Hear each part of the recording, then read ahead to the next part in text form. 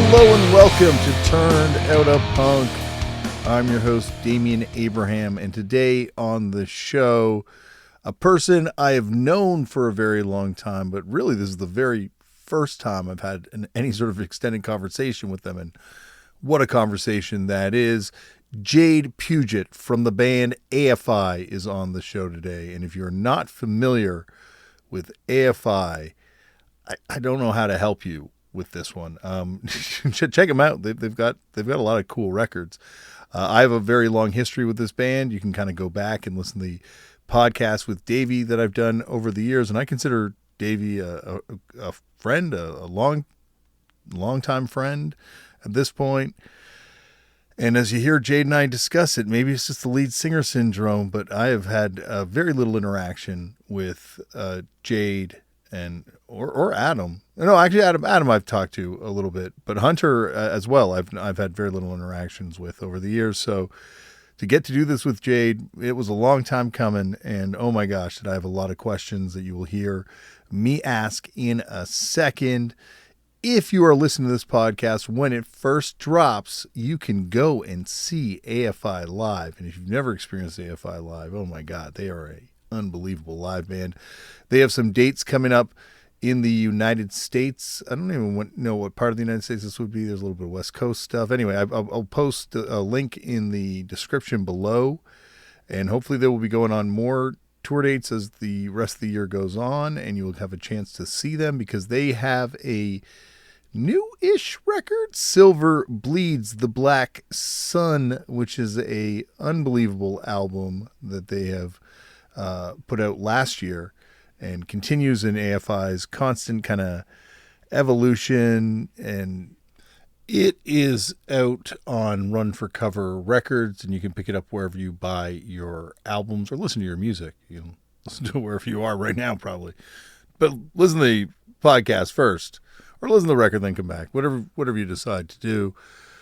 Also, there is a new supergroup that Jade is involved with Eric Ozine from Unipry, Redemption 87, Nerve Agents. Other members of Nerve Agents are in this group. The record is fantastic. It's called Beyond the Ape Cave, and it is available now on Revelation Records.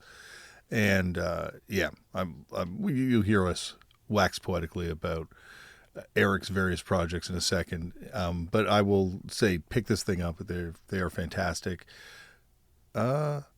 There's a lot of cool stuff in this episode. I don't know if I have any notes to get to. I'm sure there probably is something I'm forgetting about, but hopefully I get a chance to get Hunter and Adam on now too, because you got to collect them all. This is a fun one. Apologies to Jade about having to leave suddenly at the very end. Don't worry, everything was okay. But I had to hop off very suddenly on poor Jade, as you will hear.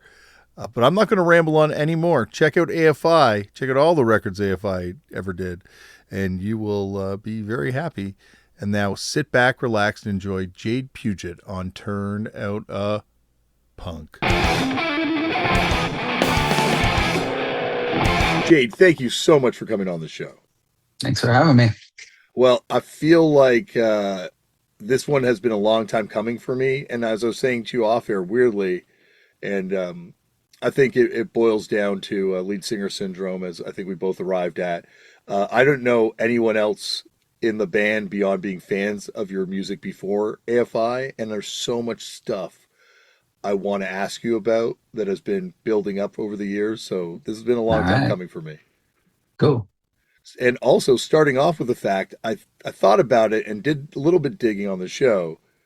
You are the first person who's ever been on the show that shares the honor of playing in a post-Unit Pride band with me.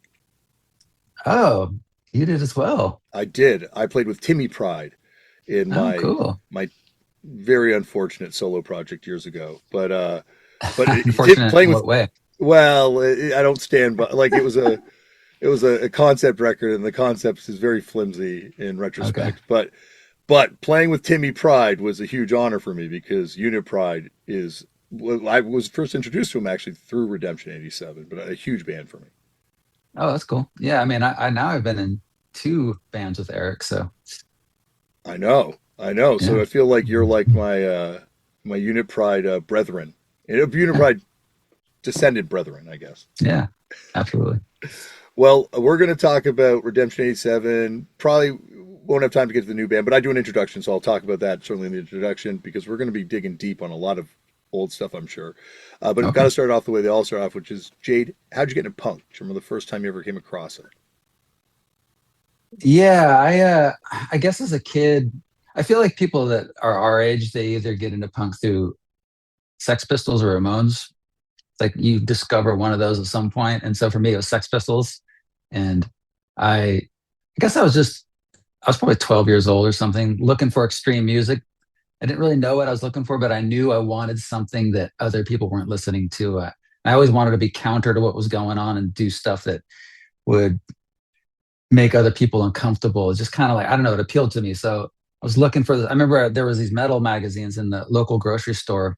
So I'd get these metal magazines and I look at them and they have like pictures of Wasp and Motley Crue and like, Blackie Lawless with the buzzsaw cod piece. And I'd just be like, whoa. And I didn't know anything about metal and like Iron Maiden. So I write these names of these bands on my book covers, having never heard them, just because I was like, drawn in by the imagery and by these larger than life kind of people. But luckily, I didn't go that direction because I bought Nevermind the Bollocks cassette at some record store and I was hooked. And I went, I got the Sid Vicious solo record. I got the Great Rock and Roll Swindle, which both are pretty terrible, but I didn't have access to anything else. So I was just kind of like, okay, Sex Pistols, let me go deeper in that. And so that was kind of my entree, I guess, into punk until I guess in junior high, I started hearing about punk bands. Like I heard about this kid in one of my classes was telling me, like an older kid, he's like, yeah, there's this band called Minor Threat, and like it's like skinhead music, and you can only listen to it if you're a skinhead. And like if you're not a skinhead, they'll like beat you up. It's like, damn, that's crazy, but also like so exciting. Like I need to hear this band, Minor Threat. No, and of course had Minor Threat. So I just heard about it. And then there was this kind of cool older punk girl in one of my other classes that was one day she was singing Weapons by DI, M16s and 45s help. And just those lyrics, I don't know who it was, but those lyrics were so cool. I was like, who is that? And she's like, this band called DI, like it's a punk band. And it was just, I was hearing about these things without ever hearing them and becoming really excited about this music to try to find out more about it. And then eventually I got my hands on some real punk. And the first thing I got two things at the same time, which were really pivotal for me and kind of set me off, I guess, to be where I am right now. One was Thrasher Magazine used to put out a skate rock compilation. And I got volume two, Blazing Wheels and Barking Trucks. And it had like JFA, Big Boys, Los Olvidados, TSOL, McRad. Just had all these cool bands. And so I was discovering like, actually, here's real punk, post first wave punk stuff. And then I also got the first Suicidal Tendencies album. And that was really, I mean, to this day, top five albums of all time, punk albums, like no skips, just an incredible album. And once I heard that, I threw it on for the first time. I was in my living room and my aunt was walking through the room and it was the song, I Saw Your Mom and Your Mommy's Dead. And she like stopped and she's like, I saw your mommy and your mommy's dead. What are you listening to? And I'm like, her reaction was like, okay, this is where I need to be. This is what I need to be listening to. This is the reaction I want from people. That skate rock compilation, like just from the list of bands you're going through there, it's like what a great starter pack because it's kind of not Oh yeah. really one sound of punk too. With all those bands, they're all kind of doing different approaches to skate rock. I guess it's probably termed. Yeah, I had like the Faction, which is just pretty much a skate rock band, but yeah, absolutely bunch of weird different stuff. And it was kind of confusing that being my first real exposure to punk just because it was so disparate. I guess because I really listened to the Sex Pistols, I kind of thought everything sounded kind of like that. And then all of a sudden I'm hearing all of this different weird stuff. But then when I heard Suicidal, that was really like as fast, because I love skating. I was a skater, so it was just exactly what I thought punk should be. Songs about Reagan. I mean, come on. With the skateboarding thing, like thinking about it, because it's drawing all these sort of disparate punks scenes together and really kind of weird different views on punk, certainly from the big boys to suicidal tendencies. But everyone's kind of connected through this shared love of this sort of underground culture come sport later on.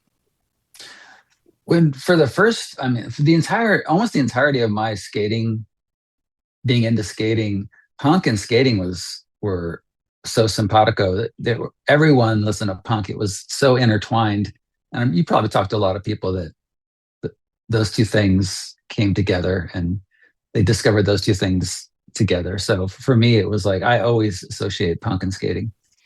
Yeah, it's interesting because I think by the time I was getting into punk, it was still associated with skateboarding, but I think skateboarding went through that period where it became like obsessed with sort of Dinosaur Jr. I guess it's like these skaters are maturing, right? And like it was Yeah, like a lot of SST stuff, which now I love, but at the time was, apart from Dinosaur Jr., but like, certainly the Minutemen was not necessarily what I was gravitating to.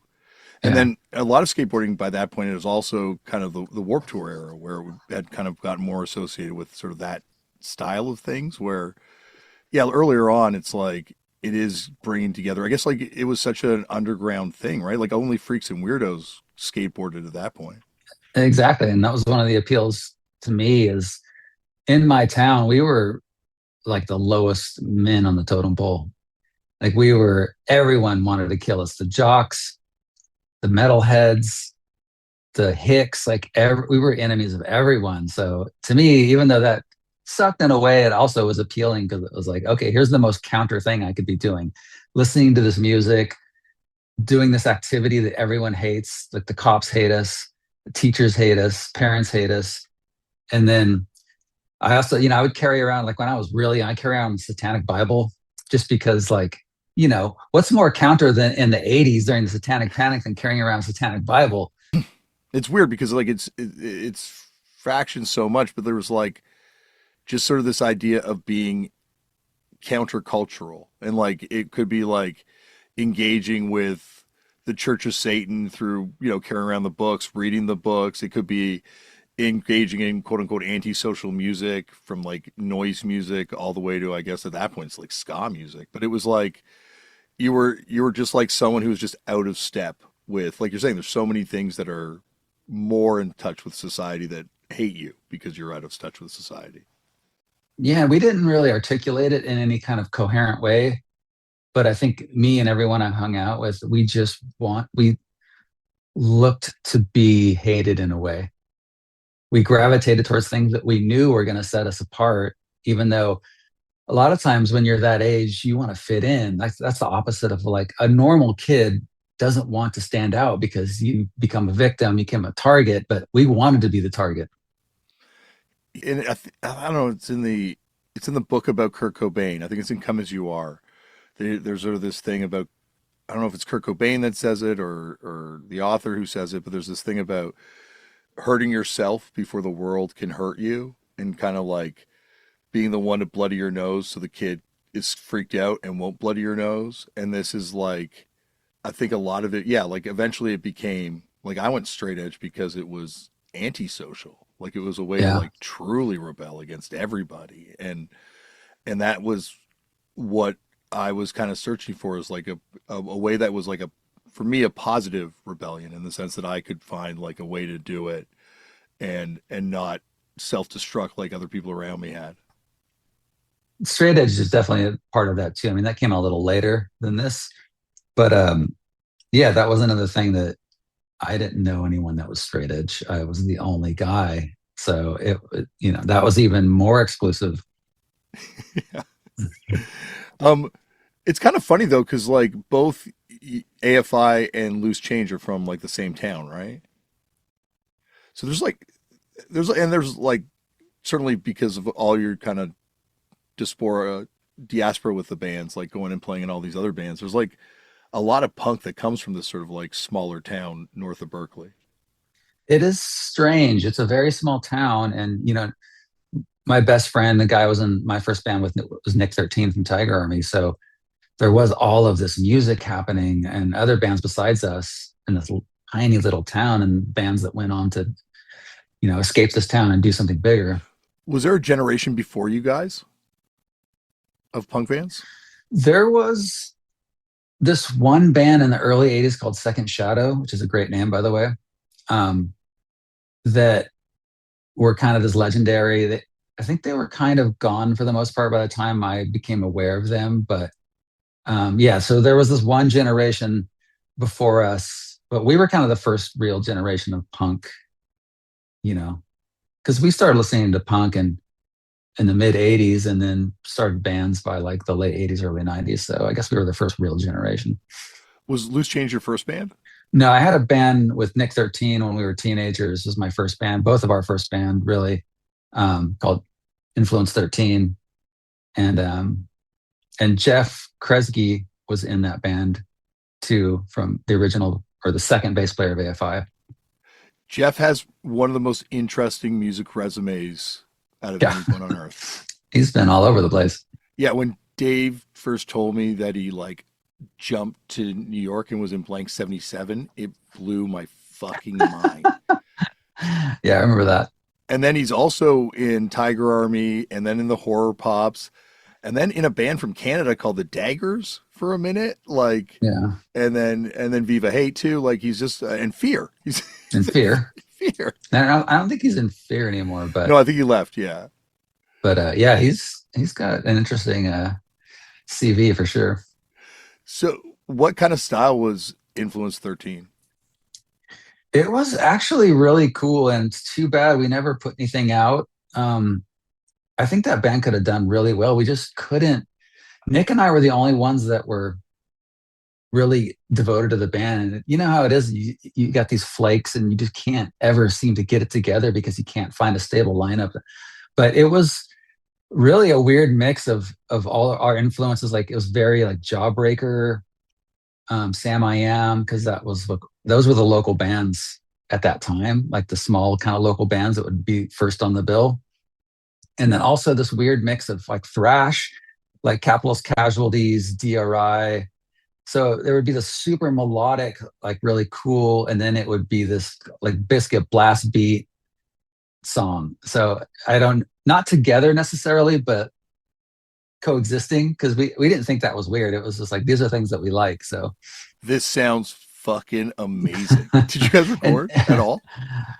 yeah, there's like two demos, but we never it just kind of like fell apart. But Nick was like such he was I think 16 and I was 17 that he was already such an amazing songwriter. Like he was or like such a talented songwriter even that early, like really intricate advanced melodies and just songwriting is really amazing. So, were you guys all meeting at high school? Like, how are you guys all coming together and forming these bands? I met Nick in junior high when I like started discovering all these things that I was into. And there was this group of people that basically the only people in town that listened to punk and skated. And I met them like in, I think, seventh or eighth grade. And then they had this punk house that we just hung out at this punk house, like, for weeks at a time, never going home, never showering, never like skating all day, listening to punk. Like it was great. So I met him really early on. And then the other guy, like in AFI, those guys were a little younger. They were like a year or two younger, maybe a year younger. And so we kind of looked at them kind of like grommets because like they weren't as good at skating. We were like way better. And, we kind of looked at them as like these younger dudes that we were cool with, but they weren't really on our level.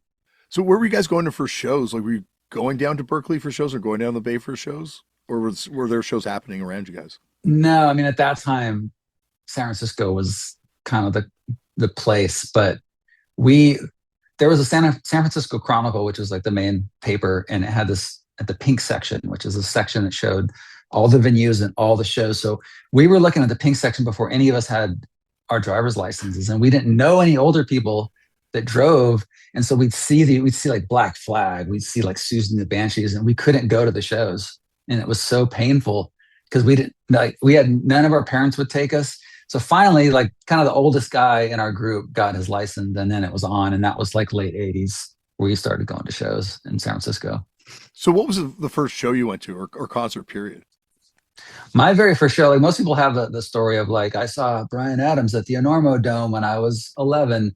Like I grew up so poor, like that wasn't even a possibility to see a concert. So my first show ever was my first punk show, which is I saw MDC.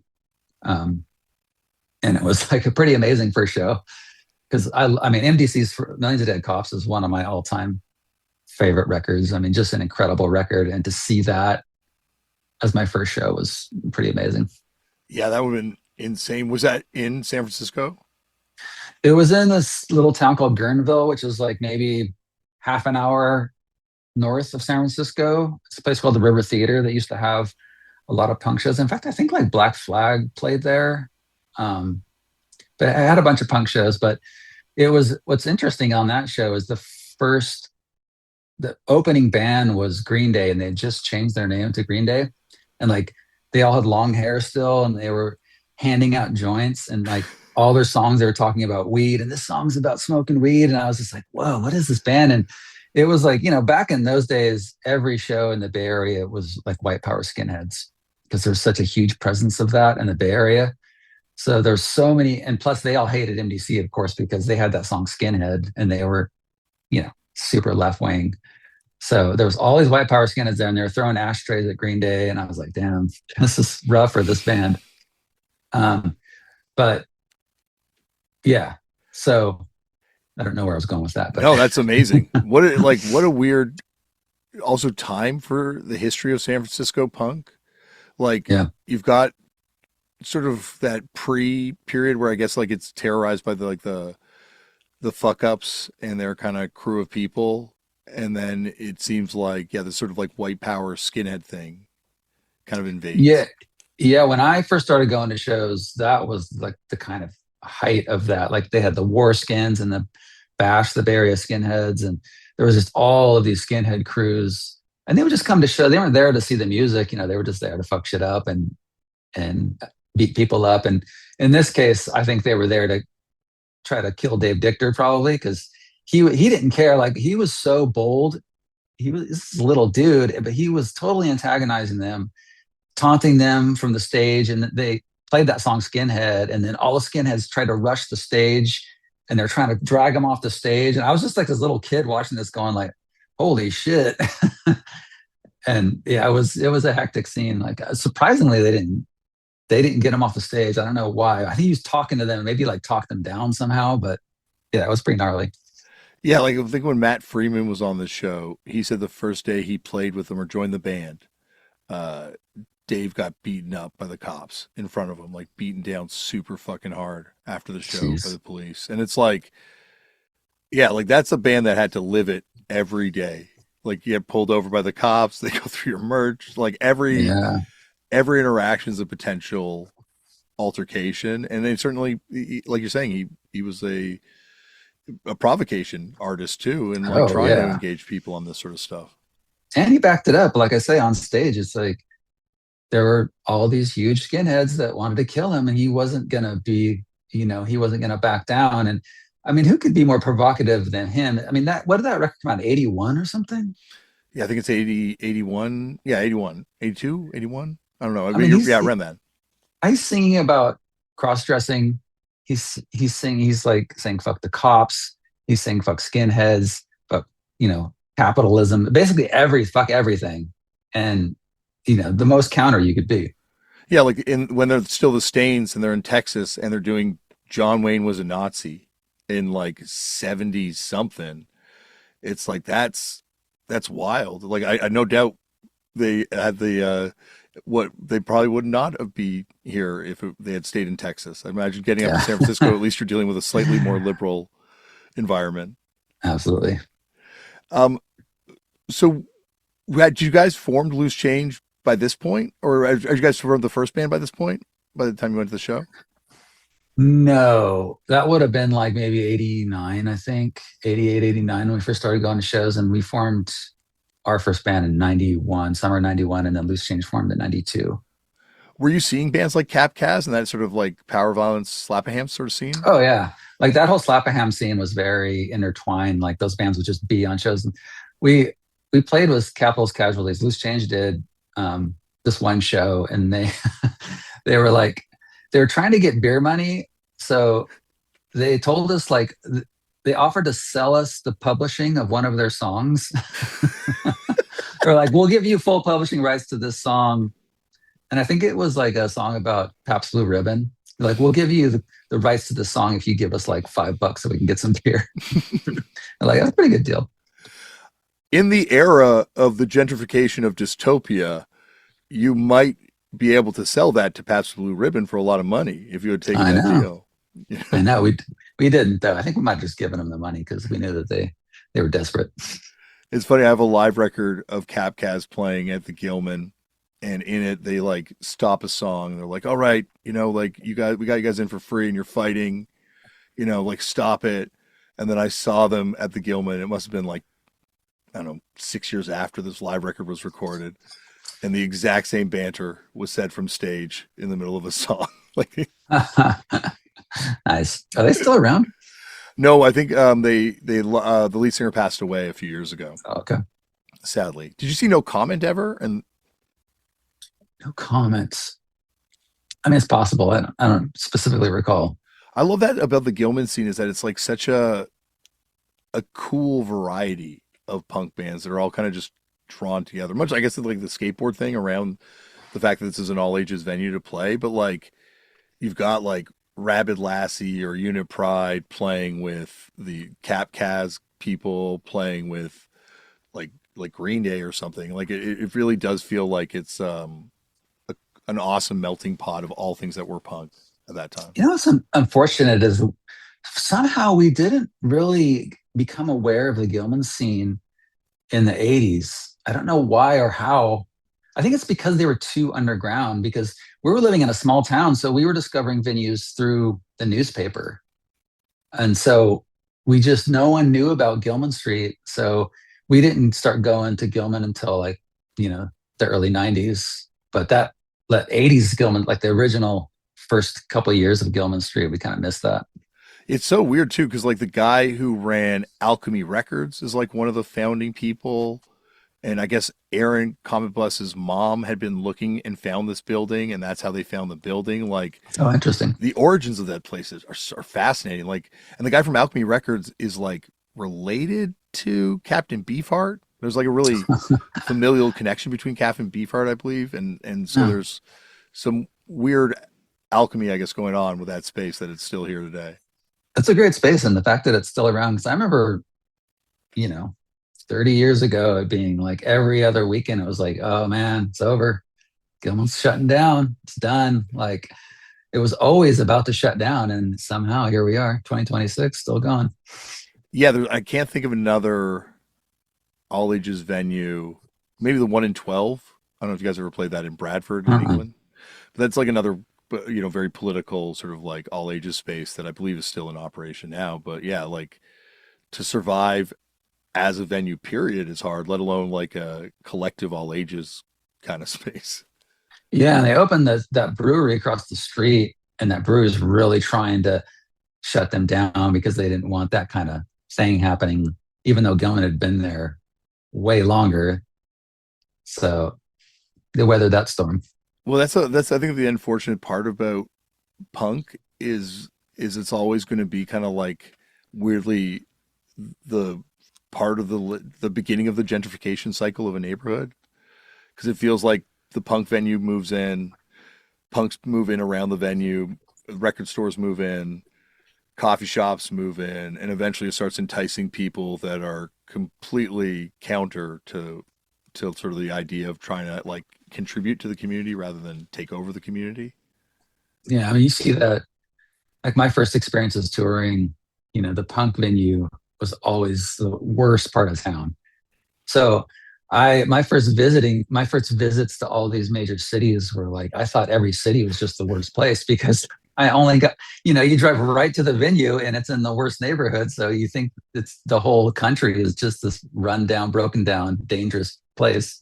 Yeah, no, that's very true. Like we played, it was called Busy Kids. No, it was someplace in Detroit, and they had to like lock your van in when you showed up to play. They're like, let us know if you want to go outside, but definitely don't go out by yourself.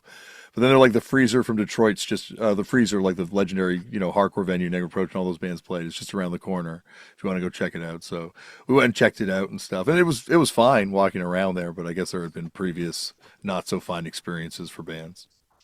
The first time I played New Orleans, we got out of the van and it was like record scratch. And everyone was like, we're like, we do not belong here. They do not want us here. You better load in quick. Where would you play with Influence 13? Oh man. It was like a living room with no one in it.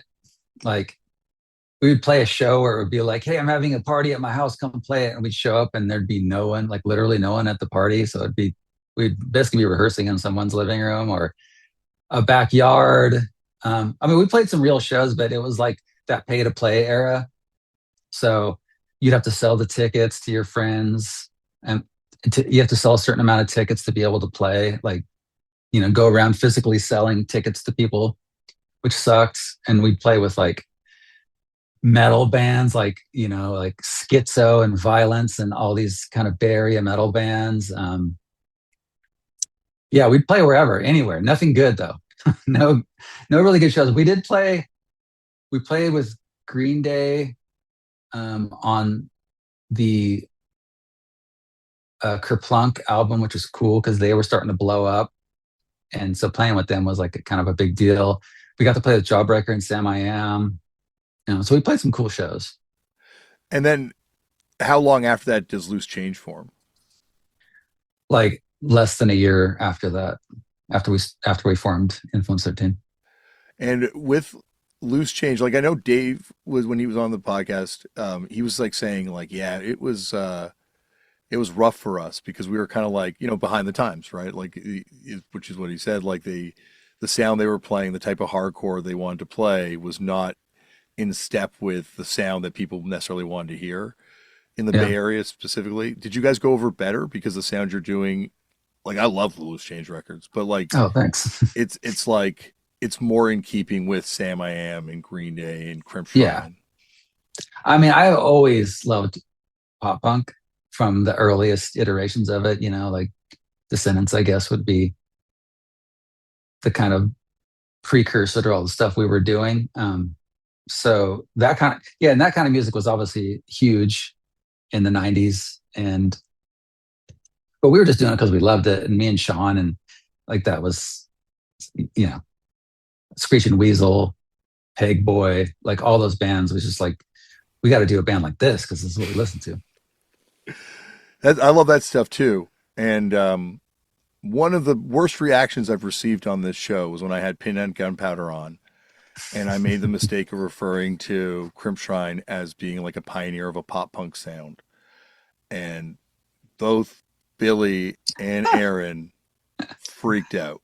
Okay, well, what was the argument? Because eliminate me.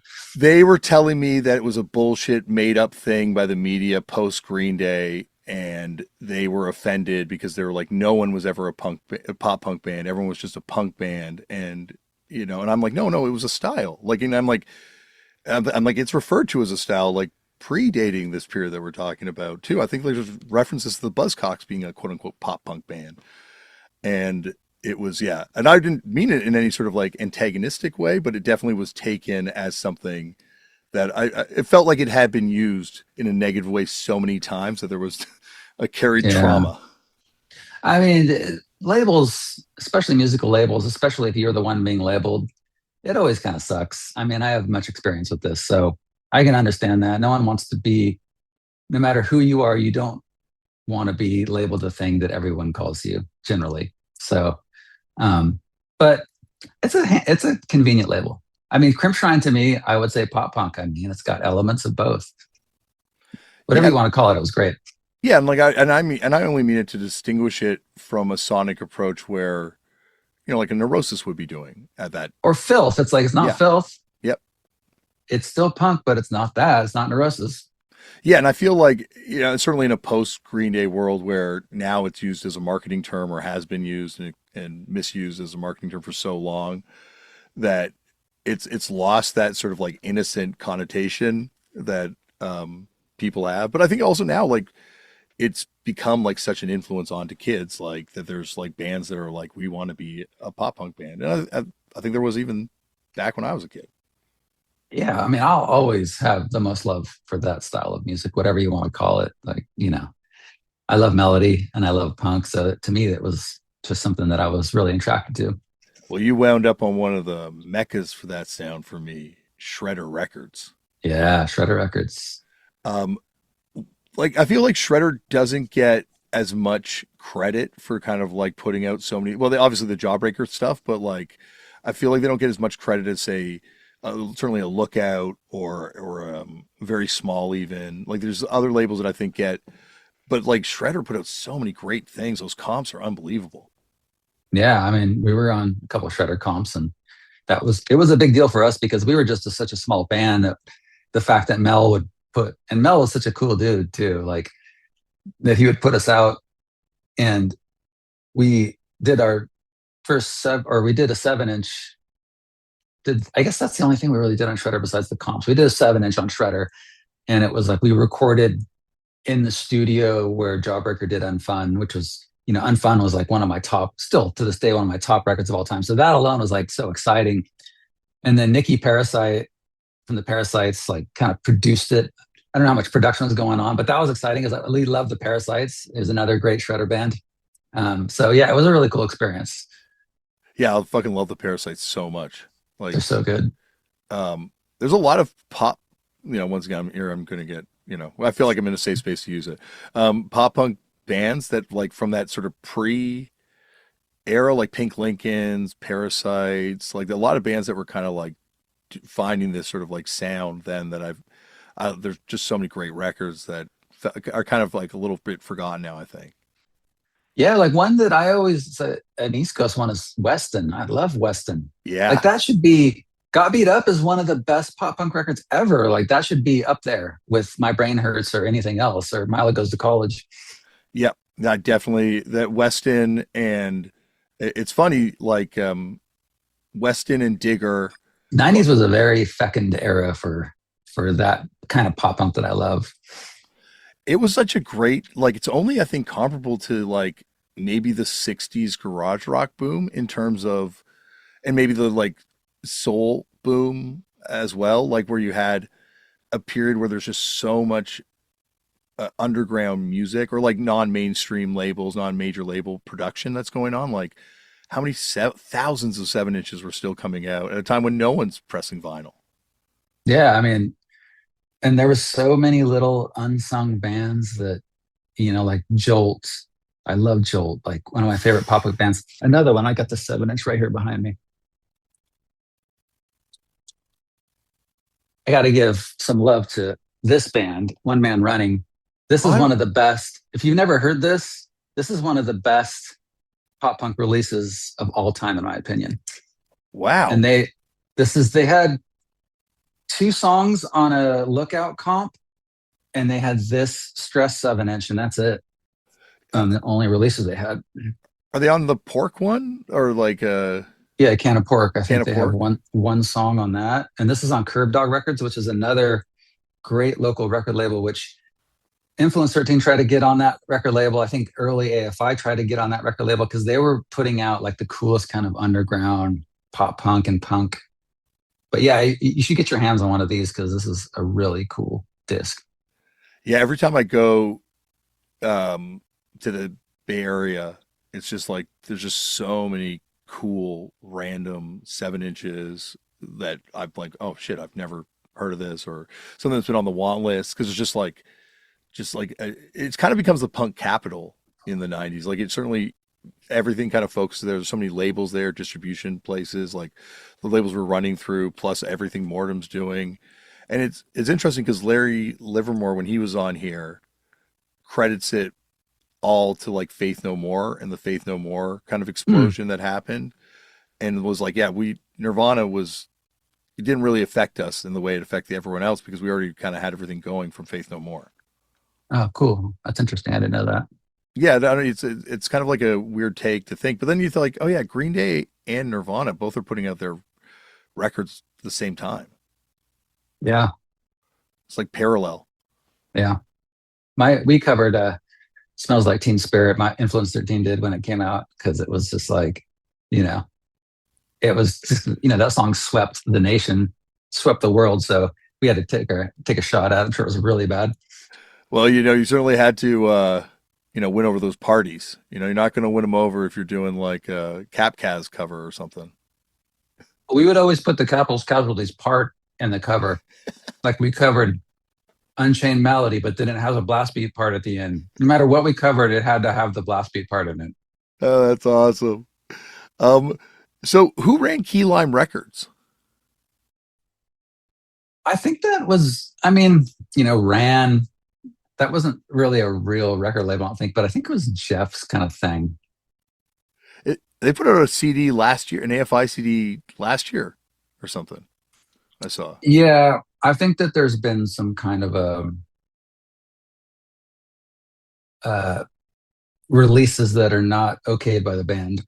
Without getting into details about everything there, you guys have had a real rough go of record labels, and in like for the pre you joining the band experience, I mean too, and then certainly you joining the band, there were some like bumpy roads in that, and I feel like there's always that argument, certainly like the Steve Albini argument, like don't sign to a major label, they will fuck you over. I think AFI could write a pretty good counter essay about how indie labels can also fuck you over.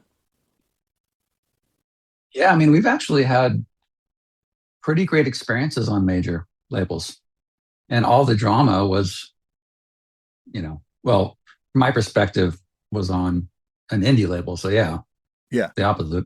yeah, and even before you joined the band, it's like the things we're talking about, and certainly the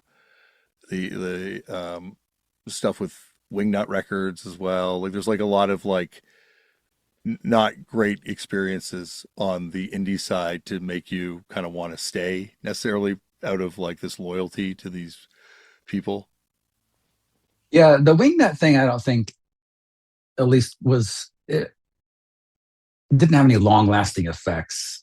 It was just kind of like, I think that was kind of compared to the stuff that happened after that. That was kind of a minor blip, even though I wasn't in the band at the time. But I was very close friends with those guys at the time. So luckily, that one didn't have much ramifications. Well, going back to a much more pleasant label experience with Shredder, the 7 inch is called Lucky Dog. Is that in reference to Lucky from 15? No, it's just funny because I don't think well, I must have known,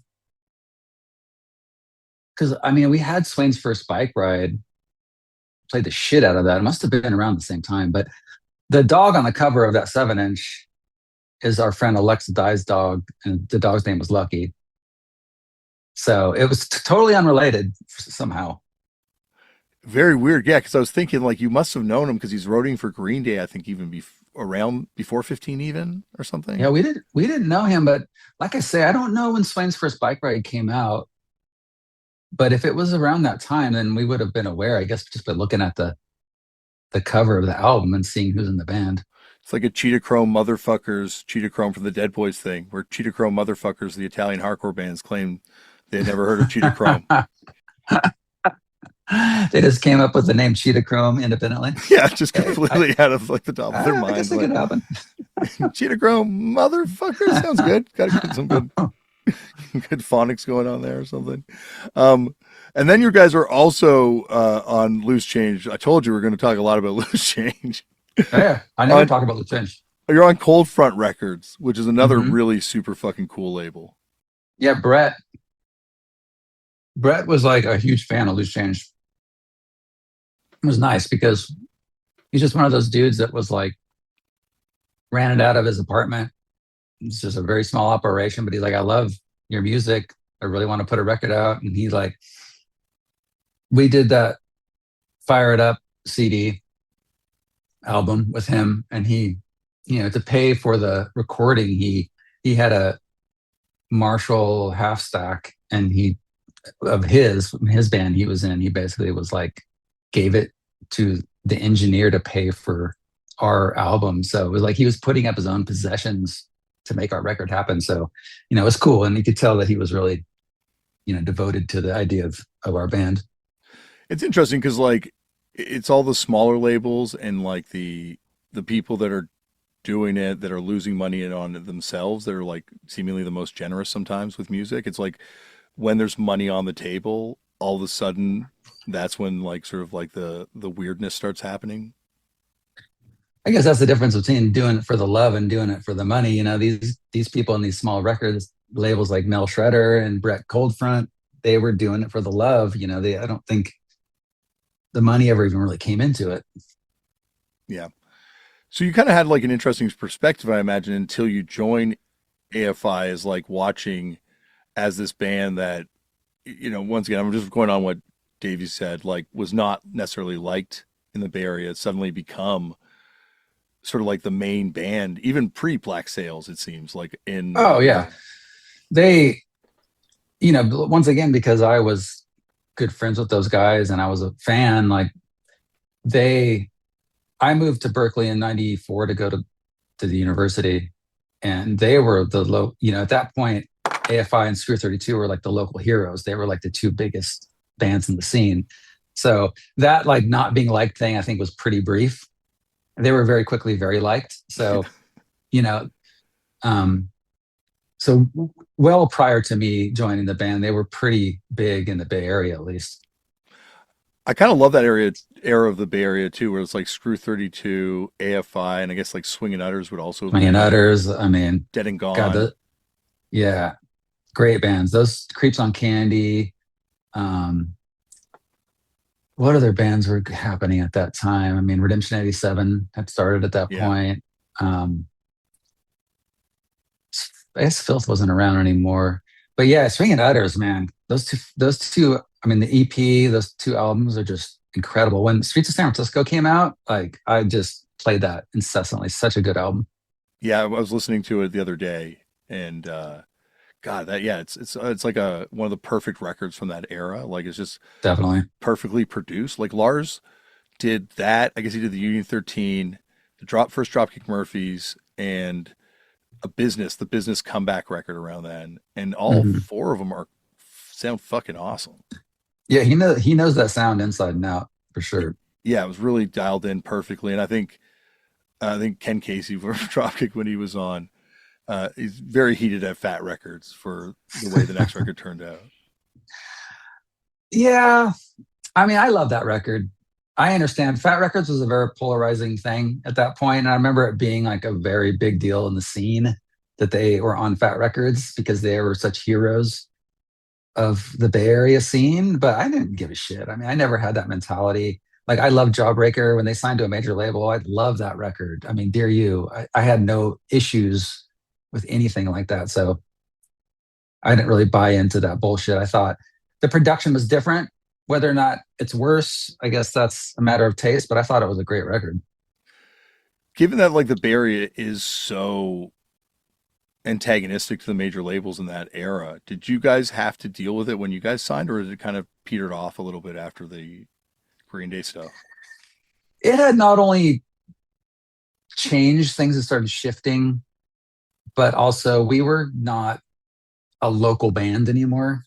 You know, we were kind of like, we weren't just playing in the Bay Area all the time. We played in the Bay Area as much as we played in New York or anywhere else. So it didn't really, even if people had a problem or some people had a problem, wouldn't really affected us. Yeah. Yeah, and had you guys been because there was like a time where you guys couldn't play the Gilman anymore because of just popularity, right? Too. Had you been in the band by Yeah, that point? we signed to a major in 2002. So at that point, it would have been kind of crazy for us to play Gilman because, it would have been such an underplay. Yeah. I mean, we probably would have done it, but, I don't think it ever really came up. It's interesting because the AFI is a band that I find is taken up so differently by depending on what era you were first exposed to the band and also geographically where you lived in that era, like when you were exposed to the band.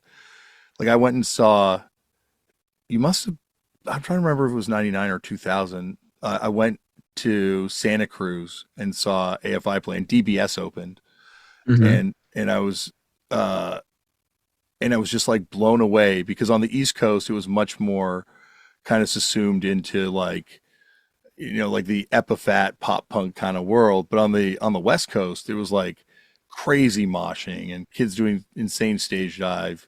One of the biggest circle pits I've ever seen in my life. Like it was a really different kind of fan base, it seemed like, or at least the way the fan base interacted with you guys was very different.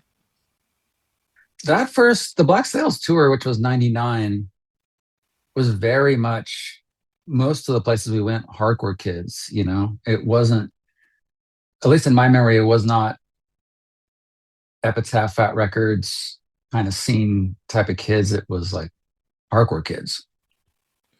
Yeah, but also I guess Toronto's different. Canada's different than America, so I'm only basing it on Toronto. Are you talking about that show that was at the Cathedral?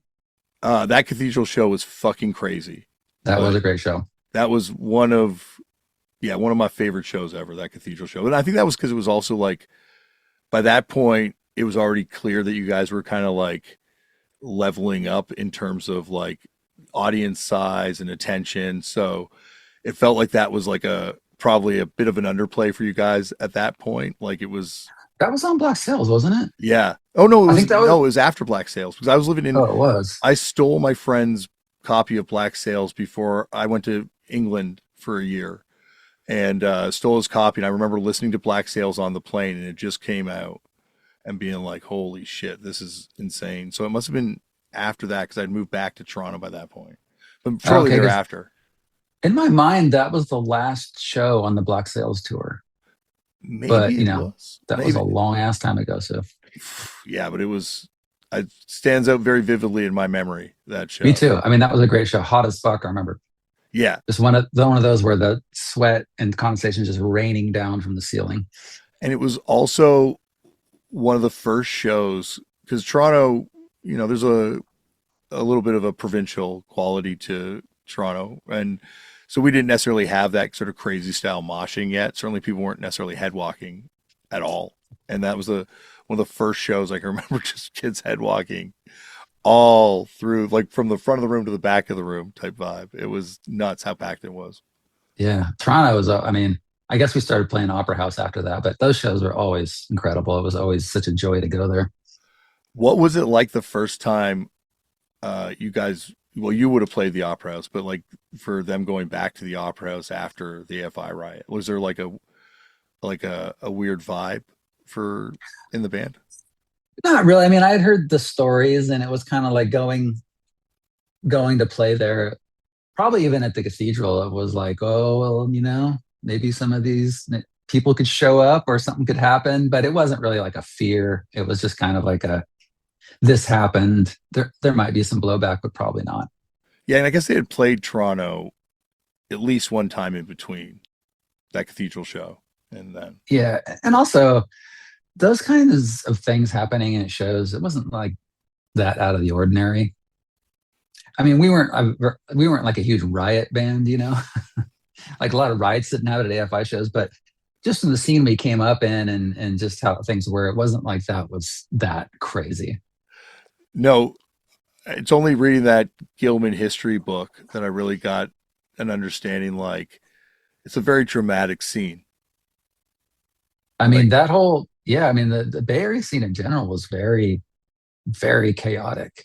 Like going to see like Agnostic Front in the 80s and having at the Stone, which was like where so many great shows happened when I started going to shows and having like all of the white power bikers, Hells Angels and skinheads there and like riot breaking out immediately. It's exploited GBH, like all these crazy shows where it was just like that was what happened. There was a riot, a crazy brawl, some kind of insane chaos. It's just like that's how it was. and then Roger told me they played the Gilman the next day after that show. Oh, Like, really? got invited by Neurosis and kind of like jumped on the bill, and it was a Interesting. an early controversy, I guess, of the Gilman. Yeah, I mean that was right after he got out of prison, and I remember like he had long hair, and he came out and he had his shirt off, and he had the crucified skin, and I was just like, "Whoa, this guy is crazy! Like this guy's intense." And that was when Craig was in the band, and yeah, it was like immediately a riot, and like they probably played half the show, so it was a great show though. Did Verbal Abuse play that show too? I think it was Flambodians, which was like a local kind of thrash band that played every show. Um, I don't remember if Verbal Abuse was on it. I don't know. I can't remember. Possibly.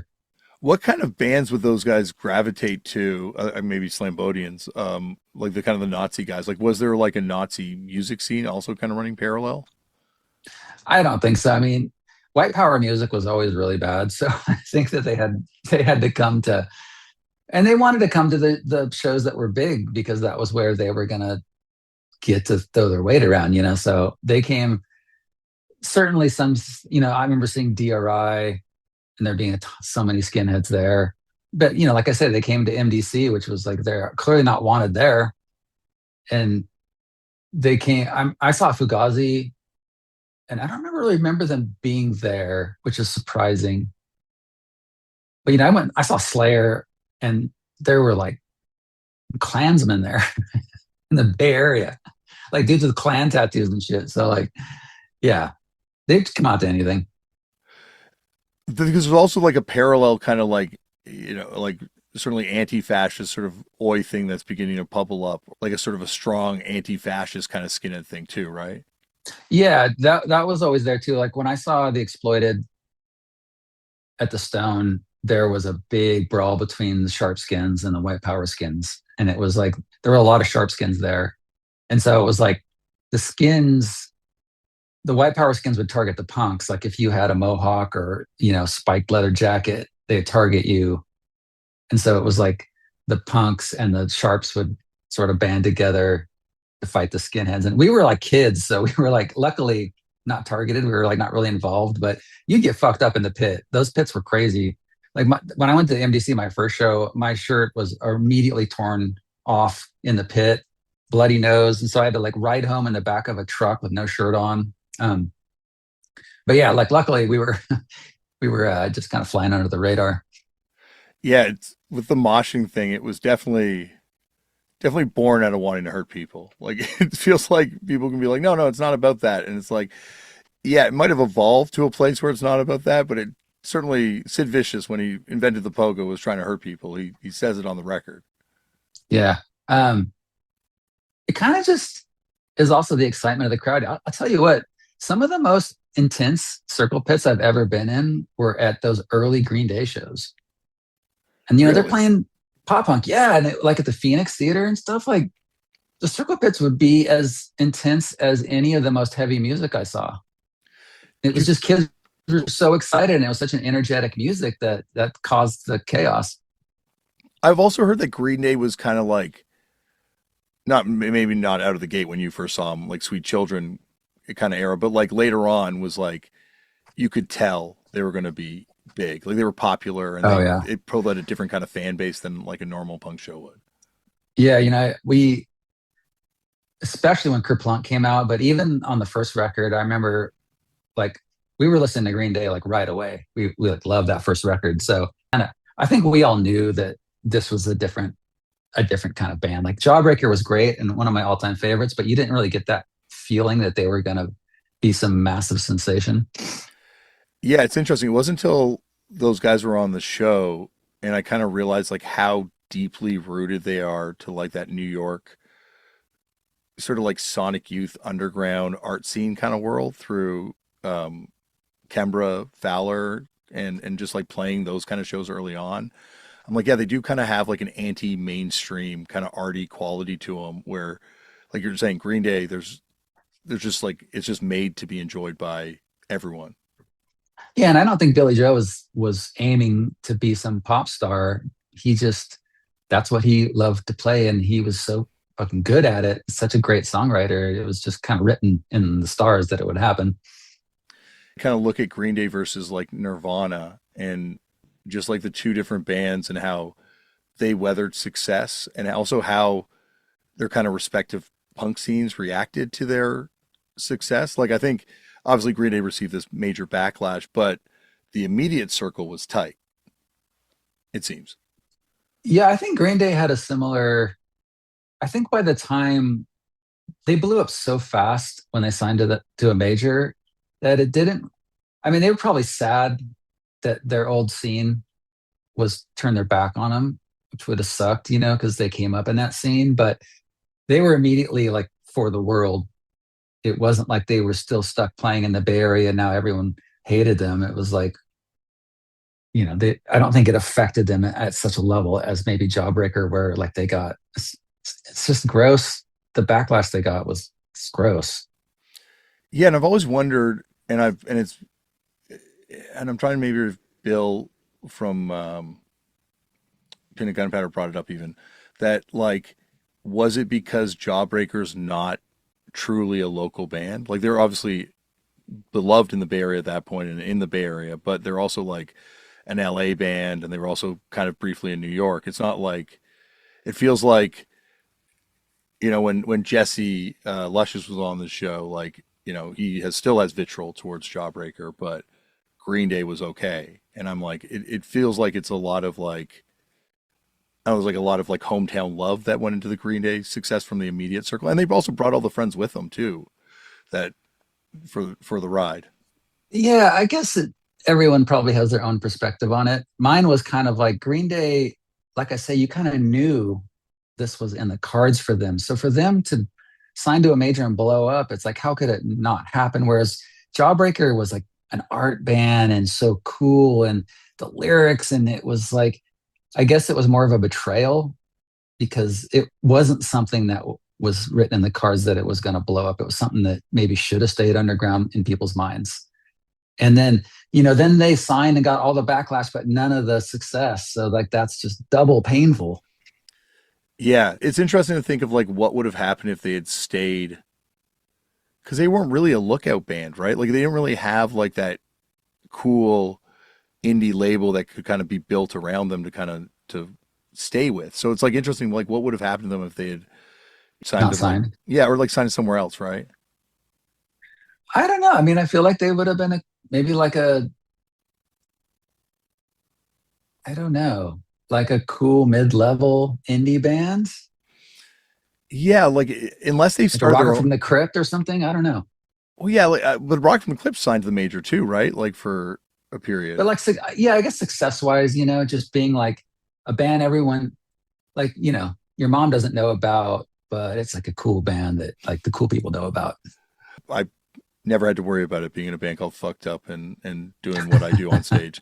But for a lot of friends that were faced with that choice and chose either to or not to do, now in retrospect, it's like it's a damned if you do, damned if you don't moment for your band because eventually your scene is going to age out of you. And so this is your opportunity to kind of find a new scene and to expand your world, or you can kind of stay there and hope that people stick with your band. But the reality is people are going to change and the punk scene is certainly not going to ride with you forever. No, and making decisions based on other people's idea of what you should be doing that don't even know you is definitely not a recipe for success. And unfortunately, the signing to the major has not worked out for so many bands. But I do think you got to take that leap and just see what happens. I think it's worth just if you have that opportunity because it's better than regretting it and regretting having never at least tried. At least that's my opinion. It's got so much weight, especially at that age when we're all younger, that this is like a religion, right? Like we're all like adhering to these sort of like weird principles that someone said that may not have adhered to themselves ultimately, or certainly some definitely have, like Ian MacKaye and Tim Yohannan, I think went to the grave kind of by his principles and but but you're also kind of like been given this doctrine for throughout your teenage years that you're like, I can't do this. I shouldn't do this. I'm letting everyone around me down. And like we were talking about earlier, how we all want attention because we're in punk rock. I think a lot of it's probably born out of the fact that there's a lot of insecurity in punk rock. And so when people like sign to the major label, there's like a personal attack felt. Like it's like you're leaving me to go. I'm not good enough for you anymore. This scene's not good enough for you. So it's like it's like a hard thing to be faced with. I can imagine for bands. Like I guess you guys had already achieved success enough that maybe it was different, but like I could see why bands would wrestle with it. it was such a false doctrine though, and such a zeitgeist thing because look at today, no one cares anymore if you sign to a major. People probably still have morals and they probably still have a code of ethics they adhere to, but it's not based on who your record label is. I think it was such a sort of bandwagon that everyone jumped on, like major labels are bad and you're a sellout. Like the sellout thing was such a bandwagon thing. I think that's why it doesn't really exist anymore. Like you have to do something really egregious these days to be labeled a sellout.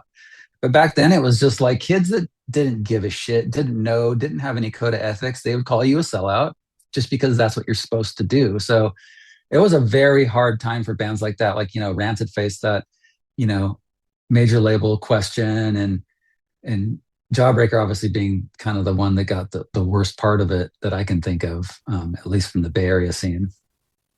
Yeah, like there was definitely backlash. So like not even like there's that aggressive sort of like attack, like you sold out, but then there's also that like even worse thing that happened, and I certainly happened to bands from up here that signed to major labels where it's like everyone just gives the shrug to your next record.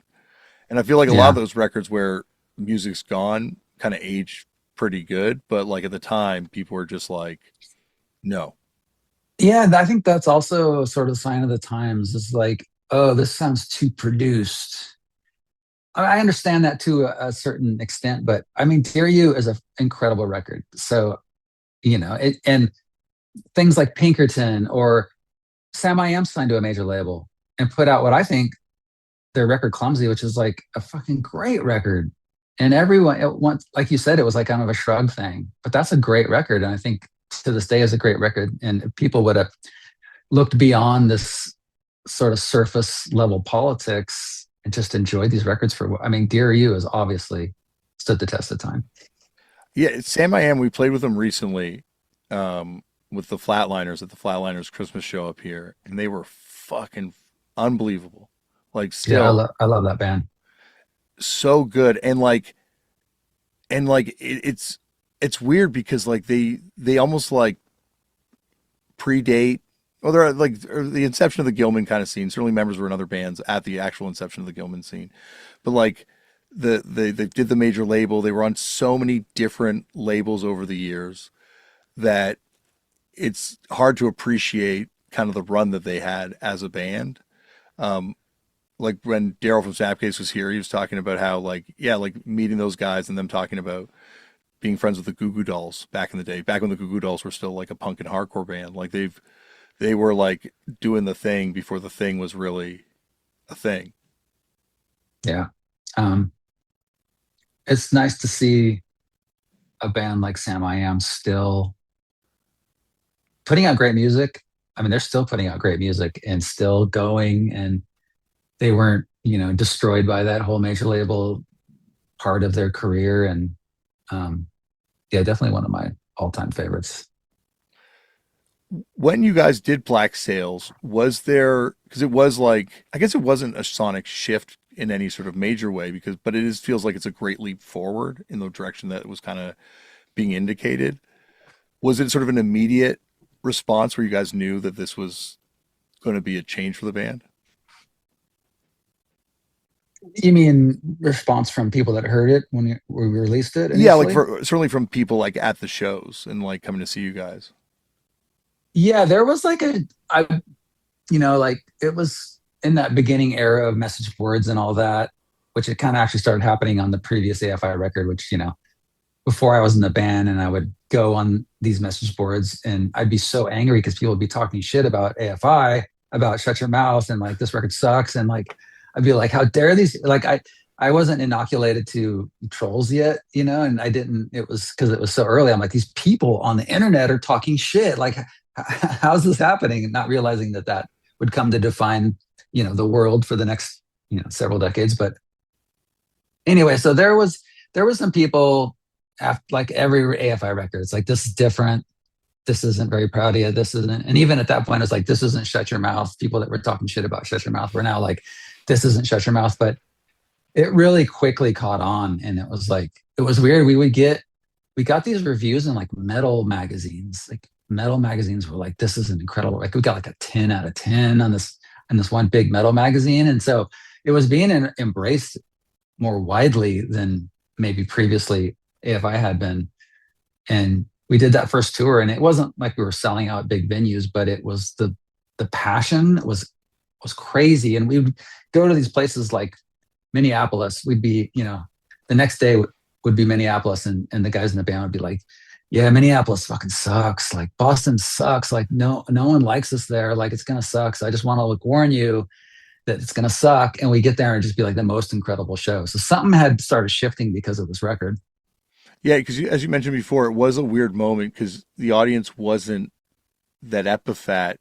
And then once again, I'm just judging this from Toronto. Like certainly in Toronto, um, because of touring with Rancid and certainly coming through on shows playing with Good Riddance and stuff like that. Like there was an audience that would come and see the band that was sort of this like, I guess at this point aging out of teens kind of skateboarder type crowd. But then there was like a much younger kind of hardcore scene that was also happening.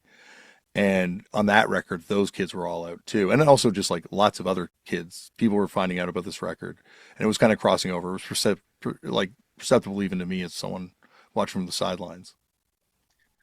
Yeah, I think even that previous record, Shut Your Mouth, and then the A Fire Inside EP and Into Black Sails, the hardcore elements of those releases were so much more prevalent.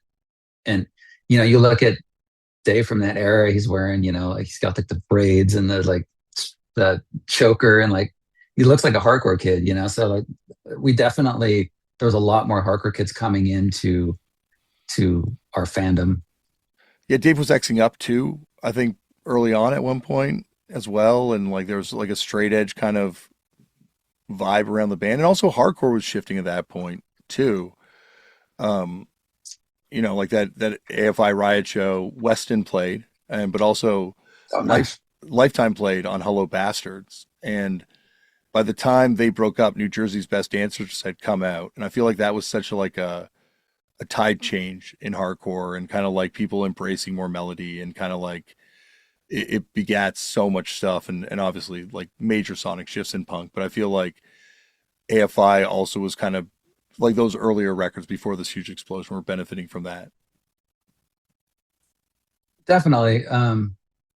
Yeah, there was bands, like Ignite and stuff that were considered hardcore bands, but were super melodic. And what we were doing was not that far off from that. It was like melodic punk with hardcore. So we kind of appealed to a kind of a broad base of people.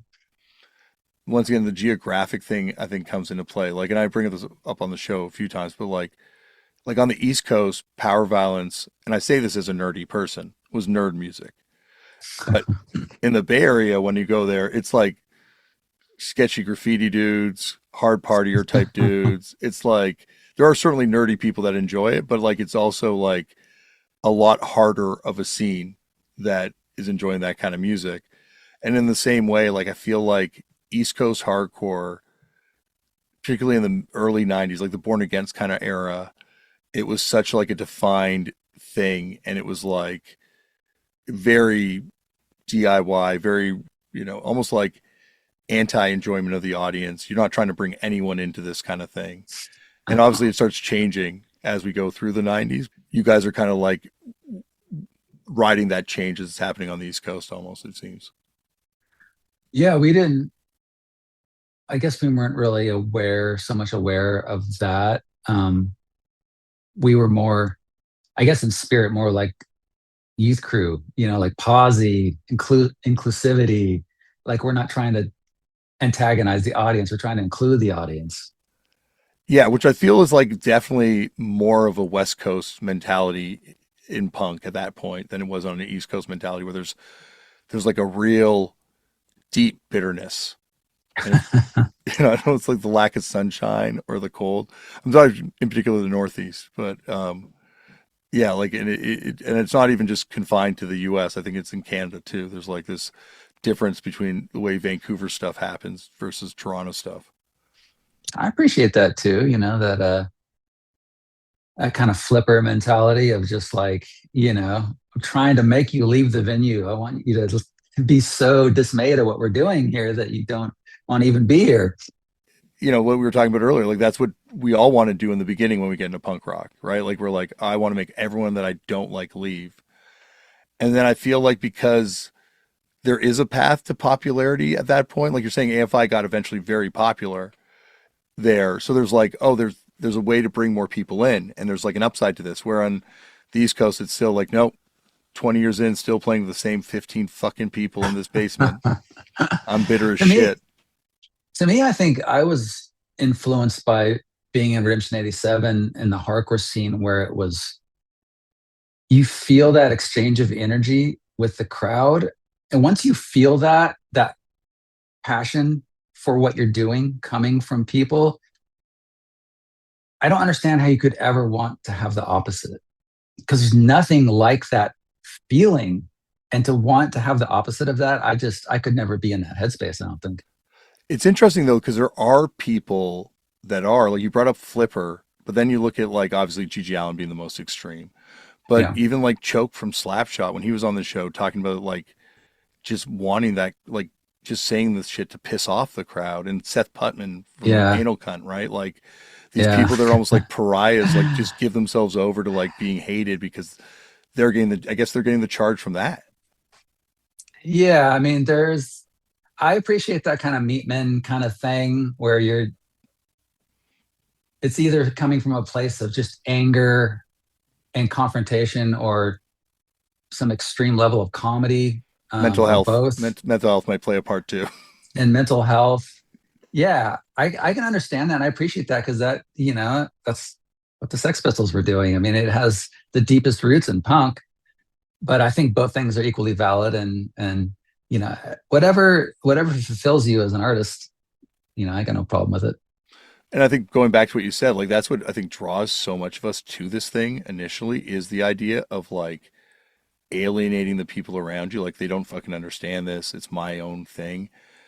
But then as you get older in this and you're like aging through your 20s, you're like, how do I exist in this world and bring the lessons I learned from this thing with me, carry them for the rest of my life, but like also I can't, like none of these people live. Choke obviously has had a very long life, and knock on wood, he will have continue to have a long life. But like Seth's dead, Gigi's dead. Like sadly, two members of Flipper are passed away. Like there's like a